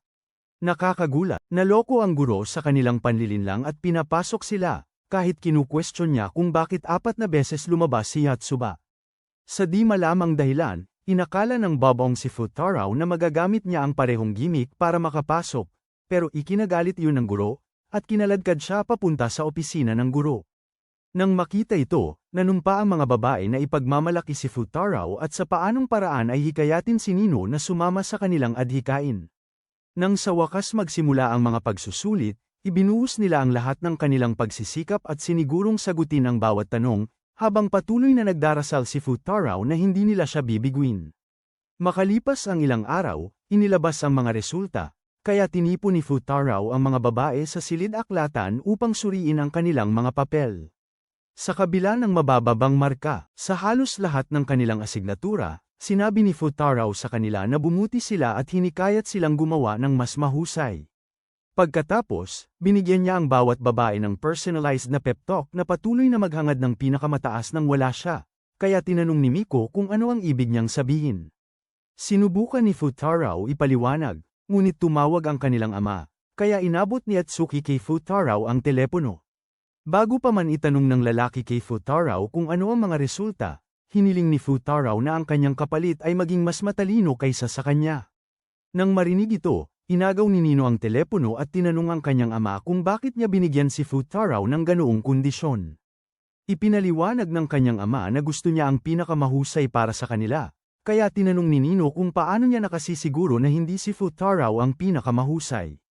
Itinuro niya kung gaano kawalang katarungan ang kanyang mga kondisyon, pagkatapos ay sinabi sa kanya na, sama-sama, na iwasan nilang bumagsak sa lahat ng 5 asignatura. Nagulat si Futaro at ang iba pa sa kanyang kasinungalingan, ngunit hindi inalintana ni Nino at binaba lamang ang telepono nang pumayag ang kanyang ama na ipagpatuloy ni Futaro ang pagtuturo sa kanila. Nang tanungin ni Futaro kung bakit siya nagsinungaling, sinabi ni Nino na binago niya ng kaunti ang katotohanan at pinayuhan si Futaro na gawin ang kanyang makakaya upang gawing katotohanan ang puting kasinungalingang iyon. Nakaramdam ng ginhawa, iminungkahi ni Yatsuba na suriin nila ang kanilang mga pagsusulit, ngunit sinabi ni Futaro na maaaring maghintay ang pagsusuri, dahil ilalabas niya sila para kumain ng parfait upang gantimpalaan sila, ng gabing iyon. Habang nakaupo si Futaro na nagsusuri, mga marka ng magkakapatid na Nakano sa hapagkainan, sinabi ng kanyang ama kay Raya na si Futaro ay dating pasaway. Sinabi ni Futaro sa lalaki na tigilan na niya, ngunit inagaw niya ang handbook ni Futaro at ipinakita kay Raya ang lumang litrato na itinago niya doon. Sinabi niya na pagkatapos kunan ng litratong yun, bigla na lang nagdesisyon si Futaro na ayusin ang sarili at nagtaka kung dahil ba ito sa babaeng nakilala niya noong tag-init na yun. Tinanong ni Raya kung ang babae ang unang pag-ibig ni Futaro, at itinanggi ito ni Futaro, na sinabing hindi siya kailanman magpapadala sa ganoong uri ng katangahan. Kinabukasan, nang turuan ni Futaro ang mga babae, napilitan siyang tikman ang gawa ni Miku. Mga kaina-hinalang croquette. Gayunpaman, hindi niya yun pinansin at sinabi kay Miku na masarap ang mga ito. Agad siyang tinawag na sinungaling ni Yotsuba at sinabing ang croquette ay parang lasang kabiguan, na nagtulak kay Miku na sabihing susubukan niya ulit. Dahil doon, sumakit ang tiyan ni Futaro, at habang siya ay umuungol na parang isang matandang bugnutin, patuloy na humihingi ng tawad si Yotsuba. Sinisisi ni Futaro si Yotsuba sa kanyang kalagayan, na sinabing kung nagsinungaling lang siya at sinabi kay Miku na mas masarap ang croquette, titigil na sana si Miku sa pagsubok na maging susunod na Gordon Ramsay. Ikinatwiran ni Yotsuba na hindi siya mahusay magsinungaling. Kaya sinabi ni Futaro sa kanya na dapat siyang matutong tularan si Asa. Noon din, ang kinito at bumaba si Nino, at matapos magtalo si Nino at si Futaro gaya ng dati, sinabi niya kay Yotsuba na sila ni Etsuki ay pupunta na sa tanghalian. Pagkalampas nila kay Futaro, tinawag ni Futaro si Yotsuba at sinabi sa kanya na gumawa ng paraan para manatili ang mga kapatid niya dahil gusto niyang sumali sila sa klase. Sumunod si Yotsuba at pinakiusapan ng mga kapatid niya na manatili at tulungan siyang alagaan si Futaro, na sinasabing malubha ang sakit nito. Iminungkahi ni Etsuki na dalhin na lang si Futaro sa ospital, ngunit sinabi ni Yotsuba na kapag ginawa nila yon ay lalong lalala ang kalagayan nito. Hindi naniwala ang mga babae sa kanya, kaya umimprobesa si Futaro gamit ang ketchup para patuloy na gumana ang kasinungalingan. Agad na nagmadali si Etsuki papunta sa tabi ni Futaro, ngunit nanatili si Nino sa kinaroroonan niya hanggang sa hilingan siya ni Yotsuba na maghanda ng lugaw para kay Futaro. Habang ginagawa niya yun, sinabi ni Yotsuba kay Etsuki na hawakan ang kamay ni Futaro, tulad ng ginawa ng kanilang ina noong mas bata pa sila, ngunit tumanggi si Etsuki. Kaya naman sinimulan ni Yotsuba siyang kausapin tungkol sa pagdalo sa kanilang study sessions. Lubos niyang pinuri si Futaro kaya naman nagsimulang pag-isipan ni Etsuki ang manatili. Sakto noon, lumapit si Nino dala ang lugaw, ngunit aksidente siyang nadapa sa bote ng ketchup at natapon ang lugaw sa mukha ni Futaro. Agad siyang bumangon at sumigaw, na hindi sinasadyang nabunyag ang kanyang kasinungalingan tungkol sa hindi niya paggalaw, kaya naman sina Etsuki at Nino ay nag-galit. Nang umalis sila, sinabi ni Futaro kay Yotsuba na parang bumalik sila sa umpisa. Ngunit hindi siya sumang-ayon. Sinabi niya rito na nagbago ang mga kapatid niya simula nang makilala siya at kahit si Nino ay tumigil na sa pagtatangkang paalisin siya. Sumang-ayon si Futaro sa huling bahagi, ngunit sinabi niyang masyadong maganda ang lahat ng iba pa para maging totoo. Sa pananaw niya, siya lang ang nasa panig niya, ngunit hindi niya alam kung bakit. Sinabi ni Yotsuba sa kanya na simple lang ang sagot, at habang lumalapit siya rito, isiniwalat niya na may damdamin siya para rito. Nagulat ito kay Futaro, at bago pa siya makabawi, tumawa siya at sinabing nagbibiro lang siya. Pagkatapos ay dali-dali siyang umalis, sinasabing masyado siyang mapaniwalain, at sumumpa si Futaro na hindi na kailanman muling maniniwala sa kahit sinong babae sa buong buhay niya. Kalaunan sa linggong yun sa eskwelahan, nang pumasok si Yotsuba sa silid-aklatan, halos ikinamatay niya sa takot si Futaro, na nakasuot ng damit payaso. Patuloy niya itong ginugulo hanggang sa pinatahimik sila ng librarian, at napilitan silang humingi ng tawad. Pagkatapos ay tinanong ni Yotsuba kung bakit siya nagbibihis-bihisan, at sinabi niya rito na siya ang inatasan sa pag-aayos ng test of courage para sa field trip.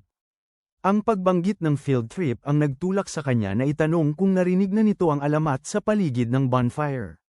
Ayon sa sabi-sabi, sinumang pares na magsasayaw at maghahawak kamay sa huling oras ay mananatiling magkasintahan.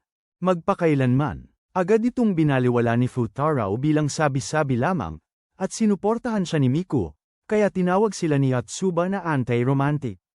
Habang patuloy siyang nagrereklamo, nilapitan sila ni Ikika at sinabing hindi siya makakasama dahil mayroon siyang shoot. Pagkatapos ay hiniling niya kay Futaro na magpalitan sila ng email upang makapag-text siya sa kanya sa susunod na hindi siya makakadalo. Pagkatapos nilang gawin yon, napansin niyang nagtitiklop si Yatsuba ng mga paper crane at sinimulan niya itong pag-alitan dahil sa pagkakadala sa sarili.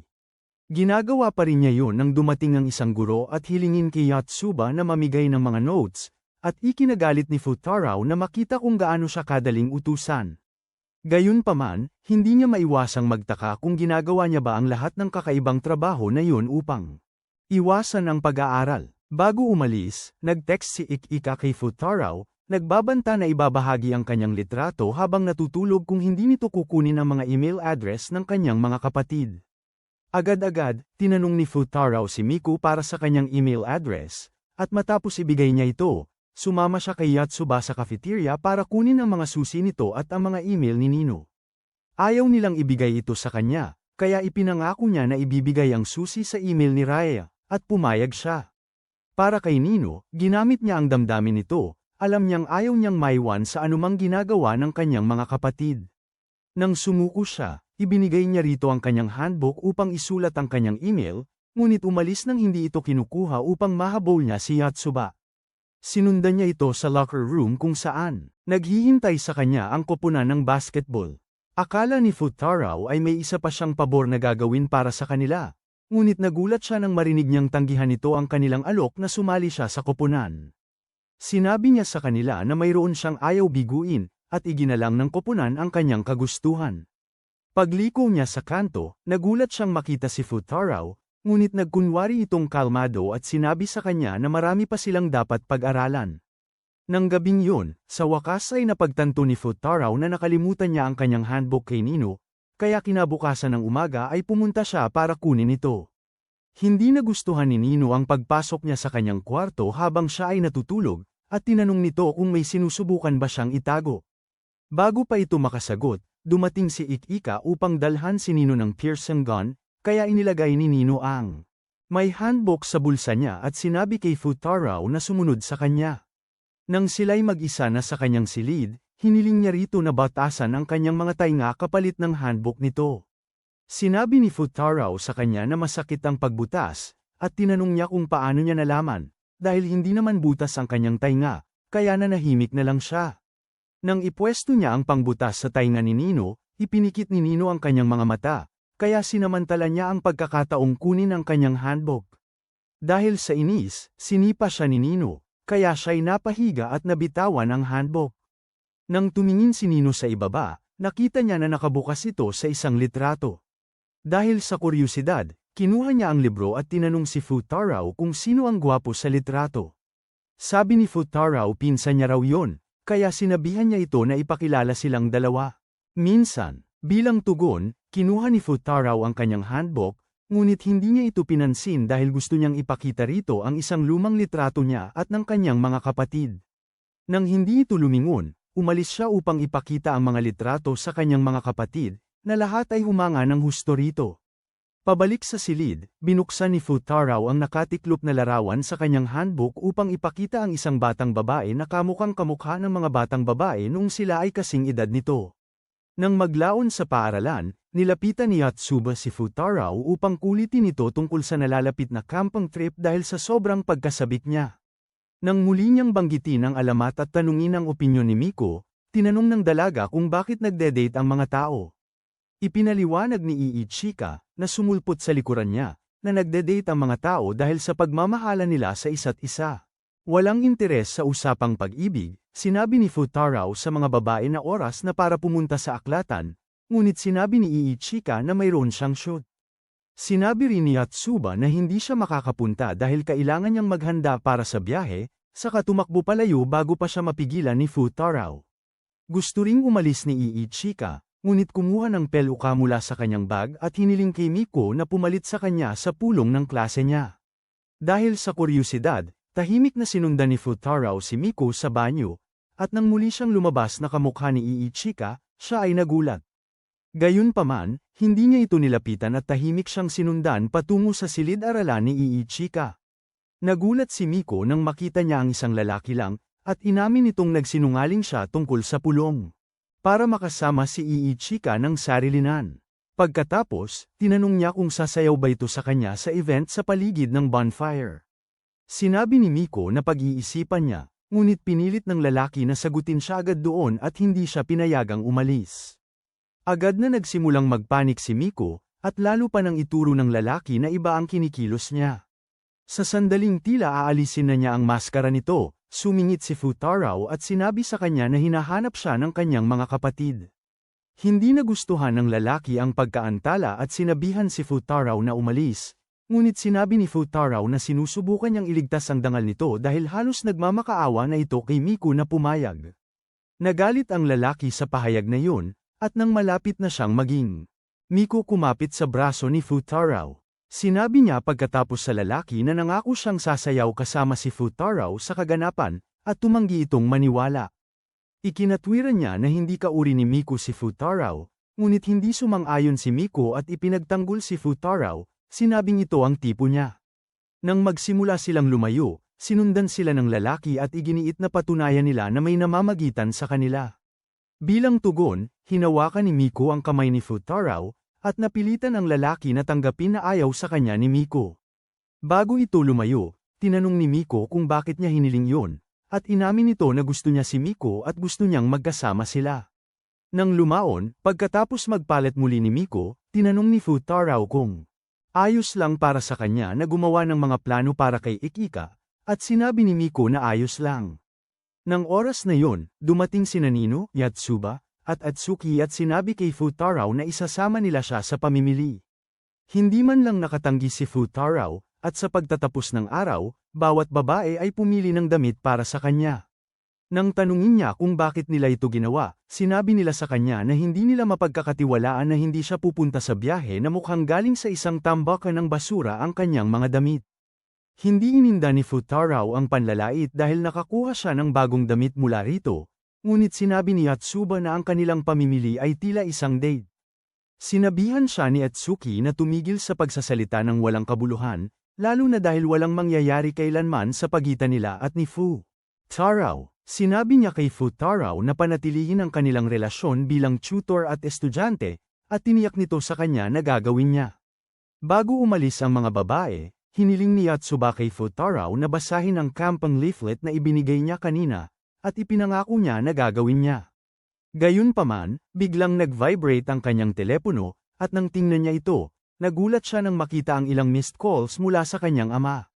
Lumabas na nilalagnat si Rai, at hindi siya mapuntahan ng kanilang ama dahil nasa trabaho pa ito. Madaling gumanap si Futaro bilang nurse nang makita niya ang kanyang kapatid, at bago siya makatulog, sinabi niya rito na sabik na siyang marinig ang mga kwento tungkol sa kanyang campang biyahe. Kinabukasan, habang nagtitipon ng mga estudyante sa paligid ng mga bus, sinabi ng isang guro kay Atsuki na siya na ang nakatalaga sa event ng pagsubok ng katapangan. Napag-alaman na tumawag si Futaro para sabihing hindi siya makakapunta dahil ayaw niyang iwan mag-isa si Raihao.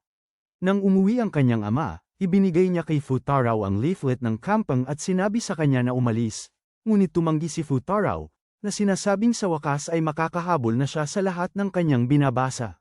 Sa sumunod na sandali, lumundag si Raihao mula sa kanyang futon at sinabi kay Futaro na maaari na siyang sumama sa kanyang campang trip. Sinabi ni Futaro sa kanya na umalis na ang bus, at kinumpirma ito ni Atsuki, na biglang lumitaw.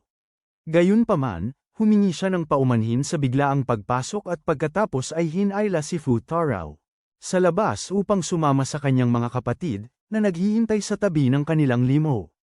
Nagulat si Futaro sa sorpresa, ngunit sinabi ni Atsuki na dapat niya itong asahan, dahil imposible namang plinano niya ang kaganapan ng pagsubok ng katapangan. Pagkatapos ay sumakay sila sa kotse at naglaro ng ilang oras dahil naipit sila sa isang snowstorm.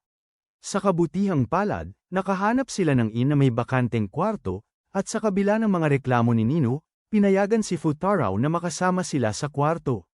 Maya-maya, pumunta sina Miko at Ikika sa lounge, at tinanong ni Ikika si Miko kung ayos lang sa kanya na sumayaw kasama si Futaro sa bonfire. Tiniyak ni Miko sa kanya na ayos lang sa kanya, ngunit hindi na kaya ni Ikika. Hindi maiwasang makonsensya sa pag-agaw sa crush ng kapatid niya. Kalaunan, habang naghahapunan, tiningnan ni Ik-Ika ang polyeto ng inn at inihayag na magkakahalo ang paliguan. Agad na nagprotesta sina Nino at Atsuki, ngunit sinabi ni Futaro sa kanila na nag-aarte silang konserbatibo, lalo na si Nino, na nakita na siya na walang saplot. Sa huli, natuklasan ng mga babae na mali ang pagkabasa ni Ik-Ika sa description ng paliguan, kaya nakapag-relax sila habang naliligo. Gayunpaman, patuloy pa ring pinag-usapan ni Nino si Futaro at sinabing hindi niya ito mapagkakatiwalaan na hindi gumawa ng kung anong kalokohan habang sila ay natutulog. Sinabihan siya ng mga kapatid niya na huwag masyadong mag-isip, ngunit tumanggi si Nino at nagawa niyang lubos silang mag-alala kaya walang sino man ang gustong matulog sa tabi ni Futaro.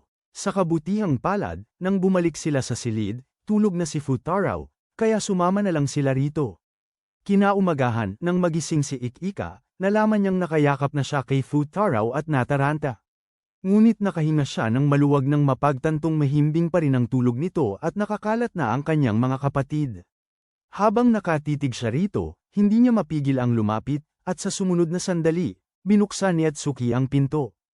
Parehong nabigla ang dalawang babae sa nangyari, ngunit si Atsuki ang unang kumilos, bumalik sa pasilyo dahil hindi siya sigurado sa nasaksihan niya.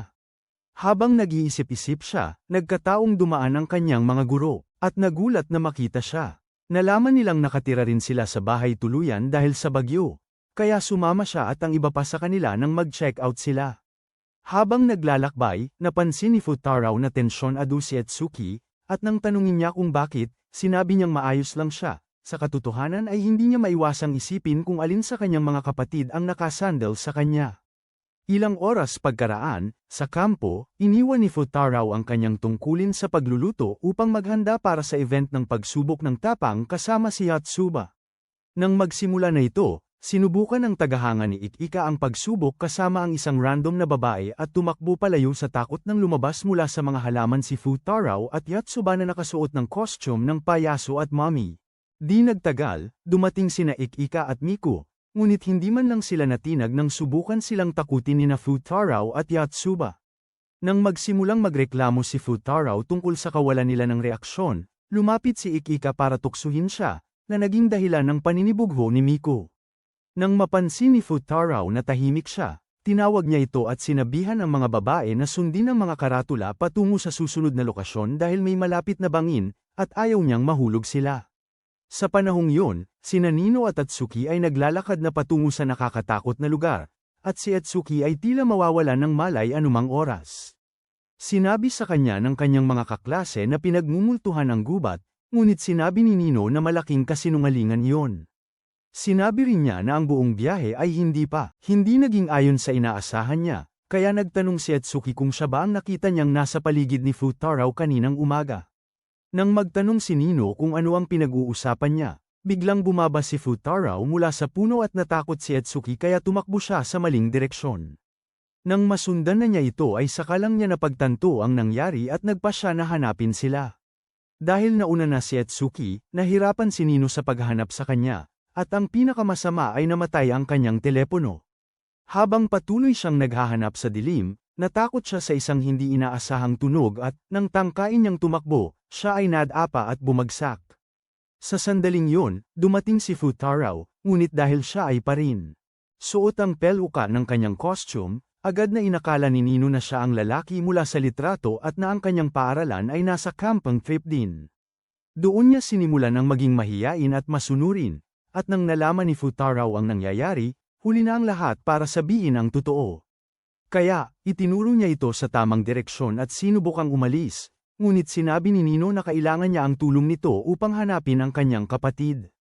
Walang nagawa, sinamahan niya ito at sinubukan niyang hadlangan si Nino na magkagusto sa kanya sa pamamagitan ng pag-aasal salbahe, ngunit baliktad ang nangyari. May hilig ang babae sa mga bad boy, at sa halip, mas pinakagusto lang niya ito. Pagkatapos ay sinubukan niyang umasta na parang isang nerd at ginamit ang mga bituin upang matukoy ang kanilang lokasyon, ngunit si Nino ay kinilig at sinabi sa kanya na gusto niya ang matatalinong lalaki. Bigla, lumapit siya, na nagpakaba sa kanya na baka natuklasan na niya ang totoo, ngunit pagkatapos ay itinuro niya na may pasa ang noo nito.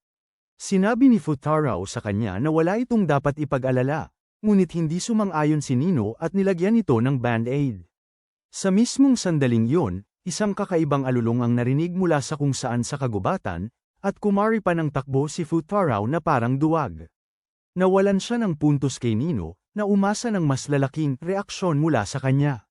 Nang sinubukan niyang sundan ito, napansin niya ang isang malinaw na daanan sa kanyang kaliwa at tinawag si Futaro, na sinasabing nahanap na niya ang daan. Sumigaw si Futaro sa kanya na huwag sundan ang daan, ngunit huli na ang lahat, at nakita niya ang sarili na malapit ng mahulog sa bangin. Hinayla siya ni Futaro pabalik sa huling segundo, ngunit muntik na rin siyang mahulog sa kanyang kamatayan, ngunit salamat sa mga plot gods at sa charm bracelet na gawa ni Raya para sa kanya, nagawa ni Nino na hilahin siya sa ligtas na lugar. Habang siya ay nakayuko sa ibabaw niya, si Nino ay kinabahan, ngunit si Futaro ay masyadong tanga upang malaman kung bakit, kaya pinasalamatan niya ito sa pagligtas sa kanya, pagkatapos ay lumayo upang ayusin ang pagbalot ng kanyang bracelet sa kanyang pulso. Iminungkahi rin niya na bumalik sila, dahil hindi pa nila nakikita ang susi nito, at tinanong ni Nino kung maaari niyang hawakan ang kamay niya.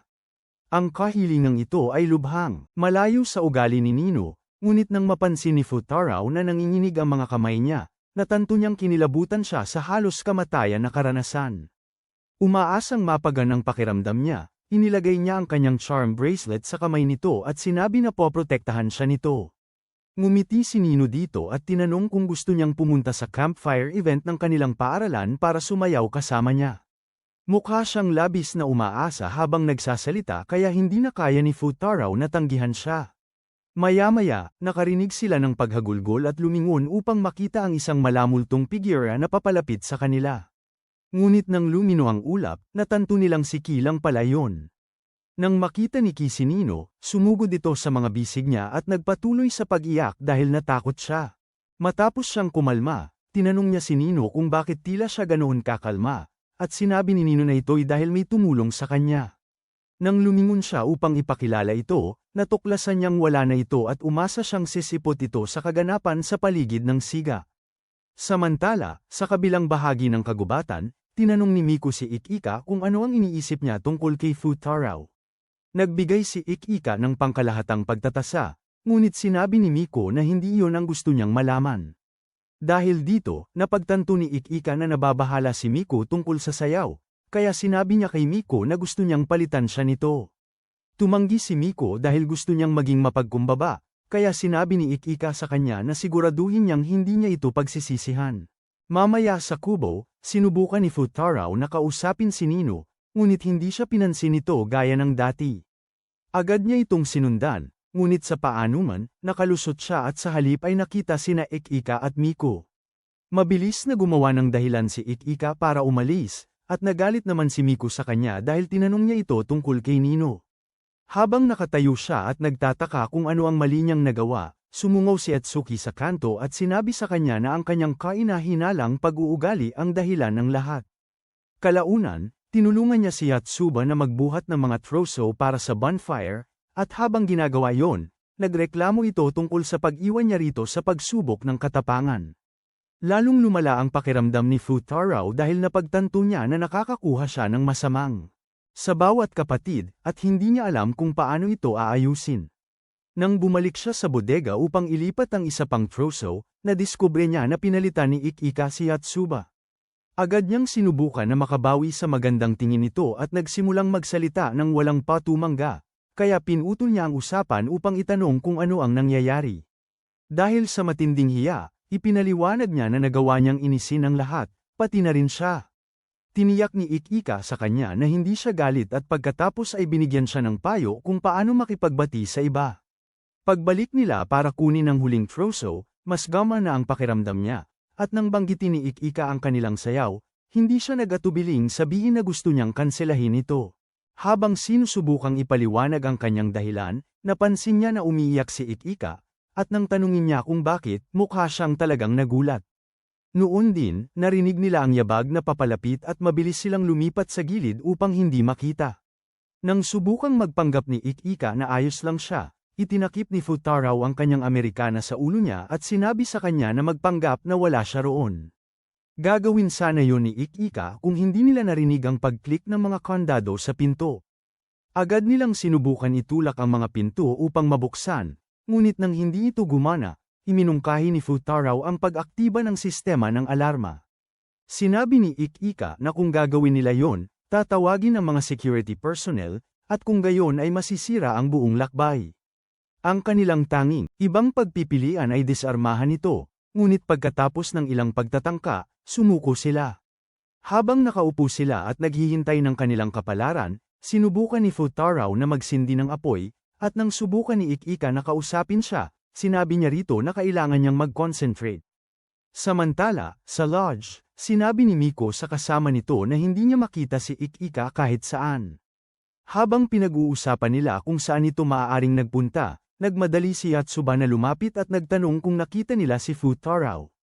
Ipinaliwanag niya na huli niya itong nakita nang naglilipat sila ng mga troso, at nagtaka si Miko kung sumama ito kay Ik-Ika. Pagkatapos ay sinabi niya sa kanyang mga kapatid na hahanapin niya ang mga ito at tumakbo palayo bago pa nila siya mapigilan. Bumalik sa bodega, nagpatuloy si Ik-Ika sa pagkukwento kay Futaro. Walang saysay na kwento, ngunit hindi niya man lang pinansin ang alinman sa mga ito. Ang kanyang katahimikan ay nagpataka kay Ik-Ika kung sinusubukan niyang iwasang tanungin siya tungkol sa kanyang pag-iyak kanina. Upang subukan kung nakikinig siya, isiniwalat niya na hihinto siya sa pag-aaral, at halos kaagad, itinigil niya ang ginagawa niya. Natawa siya sa kanyang reaksyon, ngunit sinabi niya sa kanya na hindi siya nagbibiro tungkol sa paghinto sa pag-aaral. Humirap ang kanyang schedule, at hindi niya inakalang kaya niyang pagsabayin ang trabaho at pag-aaral. Nakapagtataka, ipinagpatuloy ni Futaro ang ginagawa niya at sinabi sa kanya na masaya siya na nakahanap siya ng gusto niyang gawin. Ang problema lang ay, kapag wala na siya, bababa ang kanyang sweldo ng 20%. At mas magtatagal bago niya mabayaran ang utang niya. Nagtanong si Ik-Ika kung bakit hindi siya galit, at sinabi ni Futaro na dahil daw yun sa gusto rin niyang magkaroon ng mga pagpipilian. Sinabi rin niya na ito ay magiging isang bagong karanasan para sa kanya, at na kahit mabaygo siya o hindi, magpapasalamat pa rin siya na nabigyan ng pagkakataong ituloy ang pangarap niya. Habang nagsasalita siya, bigla siyang naging ganado at sa wakas ay sinimulan ang apoy. Samantala, sina Ik-Ika at Atsuki ay naghahanap sa kagubatan para sa kanila, at napagtanto ni Atsuki na si Ik-Ika ang nakita niyang malapit kay Futaro. Naramdaman ang kanyang iniisip, tiniyak ni Miko sa kanya na maayos si Ik-Ika at hindi gagawa ng anumang katangahan.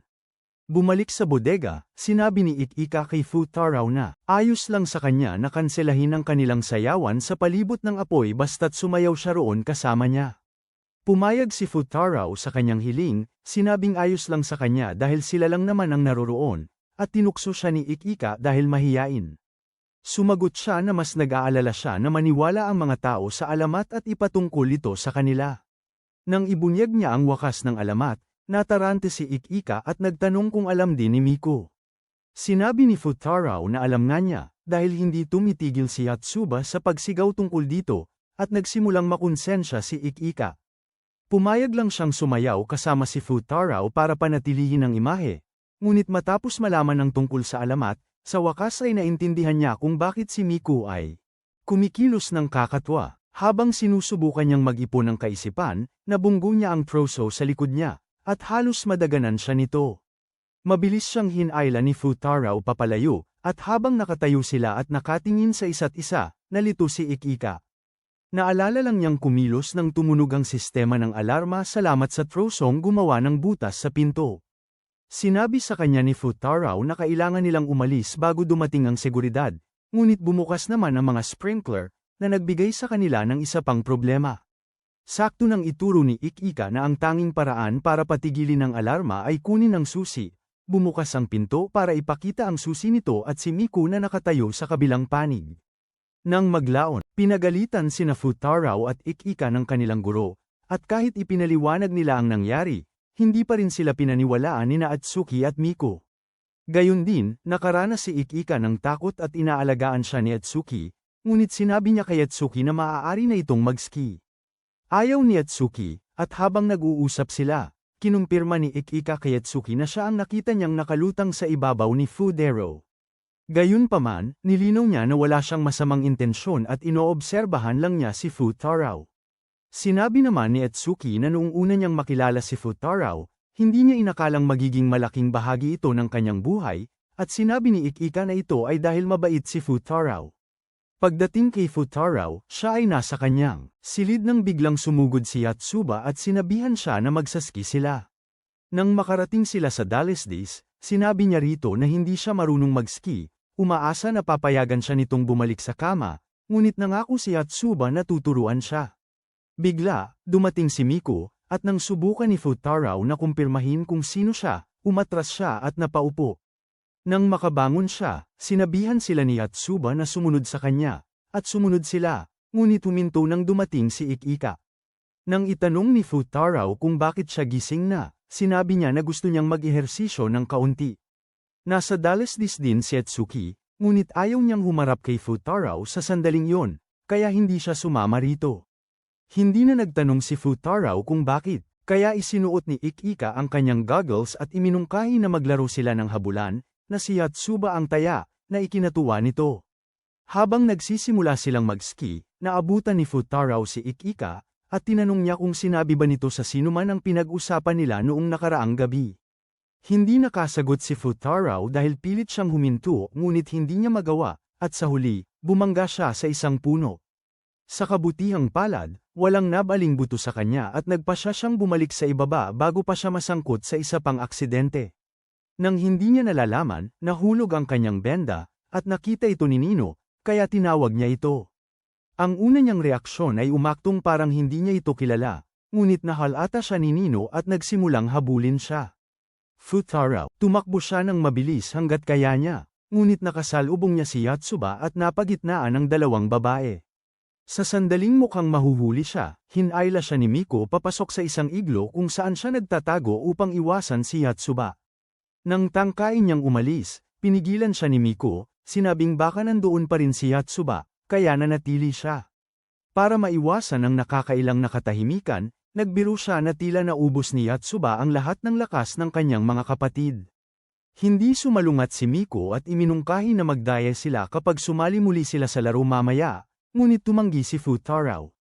Naniniwala siya na sisirain lang nito ang mga pagsisikap ni Yatsuba, at sa hindi malamang dahilan, napaisip si Miko doon. Sa kanyang pagkalutang, sinubukan niyang tumayo ngunit nauntog siya, at kinailangan niyang umupo muli. Sa kabila niyan, nakangiti pa rin siya, at nang makita ito ni Futaro, nakumbinsi siyang nalito ang isip. Sa halip na tumulong, gumapang siya palabas ng iglo, na nagsasabing napakainit. Pagkatapos ay kinuha ni Miko ang kanyang telepono at tinawagan si Ikika. Nang sagutin ni Ikika ang telepono, hindi nagsalita si Miko ng ilang segundo, dahil inaayos pa niya ang mga bagay-bagay sa kanyang isip. Bigla, naisip niya ang kakatuwang ideya na maaari silang sumayaw ni Ikika kasama si Futaro, ngunit isinantabi niya agad ito. Nang umubo si Ikika, pinagalitan siya ni Miko dahil sa pagbangon mula sa kama, ngunit sinubukan ni Ikika na ipagtanggol ang kanyang ginawa. Nang mga sandaling yon, si Futaro bumalik sa loob, at dahil naka-speaker ang tawag ni Miko, sinimulan niya ring kausapin si Ikika. Agad na mula ang mukha ni Miko at umurong upang maiwasan siyang masyadong lumapit. Sinabi ni Ikika na masaya siyang magkasama sila at hiniling na hanapin ang susi nito bago bumalik sa lodge. Nangako sina Futaro at Miko na gagawin yon. Ngunit nang pumunta sila sa cafeteria, wala doon ang susi nito. Saka sila lumabas ulit, at doon natauhan si Futaro na hindi pa niya nakikita ang susi nito buong araw. Nagtaka si Miko kung napunta yun sa advanced course, ngunit hindi makasagot si Futaro dahil nagsisimula na ring mag-react ang kanyang katawan. Sa kanya napagtanto na nahawaan siya ng lagnat ni Raya at naipasa ito kay Ikika. Maya-maya, sinunggaban ni Yatsuba si Miko sa lupa dahil nagpapatuloy pa rin ang kanilang laro, kaya tinanong ni Futaro kung nakita ba niya ang susi nito sa araw na yon. Sumagot si Yatsuba na hindi niya nakita, at nang dumating sina Nino at Ikika, tinanong niya sila ng parehong tanong. Nang sabihin nila sa kanya na hindi rin nila nakita ang susi nito, sinabi ni Futaro na baka nawala na ang susi. Habang tinitingnan nila ang mapa ng mga Dalesdes, itinuro ni Yatsuba ang professional course, ngunit ayaw itong tanggapin ng iba. Sa pagkakaalala nila, Kasalukuyang sumasailalim sa maintenance ang course, na nagpapanganib sa kanya na naroon. Kaagad na sinabi ni Nino na babalik siya sa kanilang lodge at susuriin kung nandoon ang susi nito. Kung wala, hihilingin niya sa kanilang mga guro na ayusin para magsimulang maghanap ng susi nito ang mga emergency worker. Sinabi ni Ik-Ika sa kanya na hindi yun kinakailangan, ngunit sinabi ni Nino na kailangan yun dahil maaaring mapanganib ang buhay ng susi nito. Ang panunood sa kanila na magtalo ay nagpakaramdam kay Futaro ng pagkahilo, ngunit sa kabutihang palad, hindi siya nawala ng malay. Sa halip, nag-isip siya pabalik, at nang matapos siya, sinabi niya sa magkakapatid na alam niya kung saan matatagpuan ang susi nito. Hiniling din niya kay Ik-Ika na samahan siya, at habang sumasakay sila sa chairlift, itinuro niya ang isang random na tao sa lupa. Sinabi ni Ik-Ika sa kanya na yon, hindi ito ang susi nito, at sumang-ayon si Futaro, sinabing ang susi nito ay nasa ibang lugar.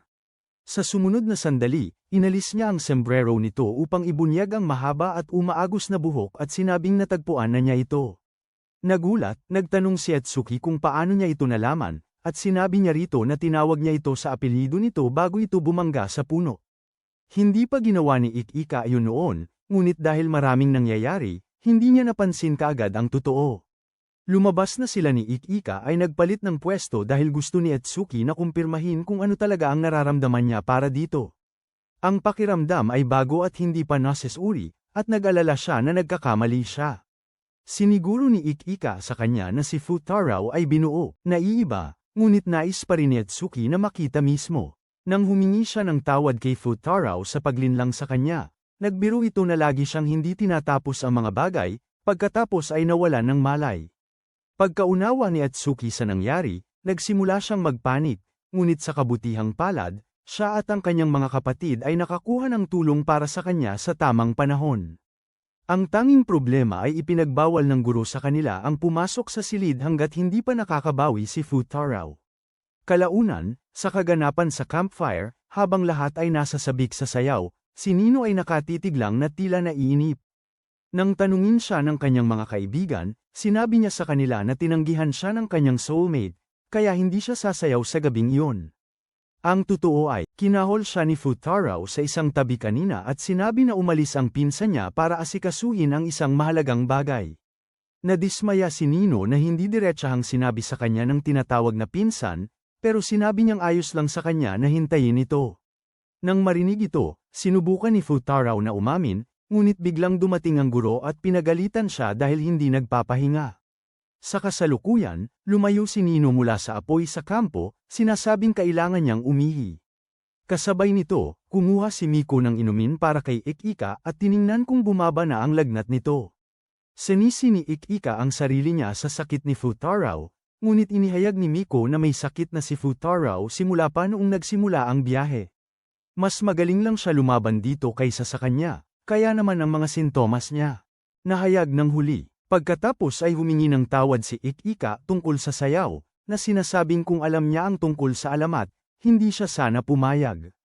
Bilang tugon, niyakap siya ni Miko at sinabing naiintindihan niya na mabuti ang hangarin niya. Sa wakas ay inamin din niya na may nararamdaman siya para kay Futaro at sinabing gagawin niya ang lahat para mapasa kanya ito.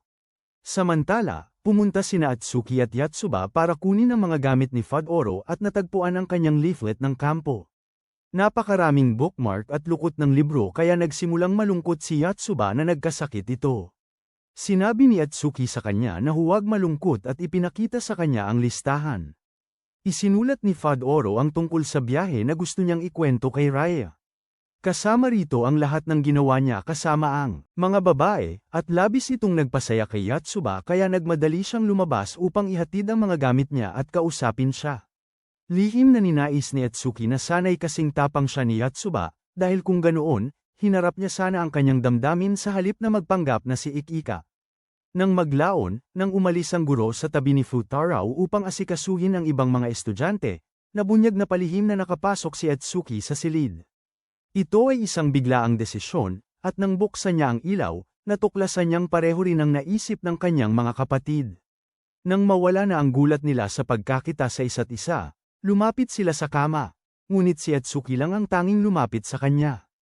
Humingi siya ng tawad sa pag-aakala tungkol sa siya at sinabing gusto niyang magsimula muli pagkatapos niyang gumaling. Nang magsimula ang countdown para sa fireworks, hinawakan niya ang kamay nito at hindi binitawan. Kagulat-gulat, sumama ang mga kapatid niya, bawat isa ay may hawak na daliri, at nang magsimula silang magingay, nagising si Futaro at sinabihan silang tumahimik. Naiinis siya dahil hinabol niya sila sa paligid ng silid, ngunit tumawa lang ang mga babae, nasisiyahan sa sandali. Nang sumunod na linggo, habang naglalakad si Futaro papunta sa paaralan, sumama ang mga babae sa kanya at tinanong kung kumusta na siya. Sinabi niya na mas maganda na ang pakiramdam niya at sinabi niyang hindi pa siya makabalik sa kanyang mga gawaing pang-eskwela.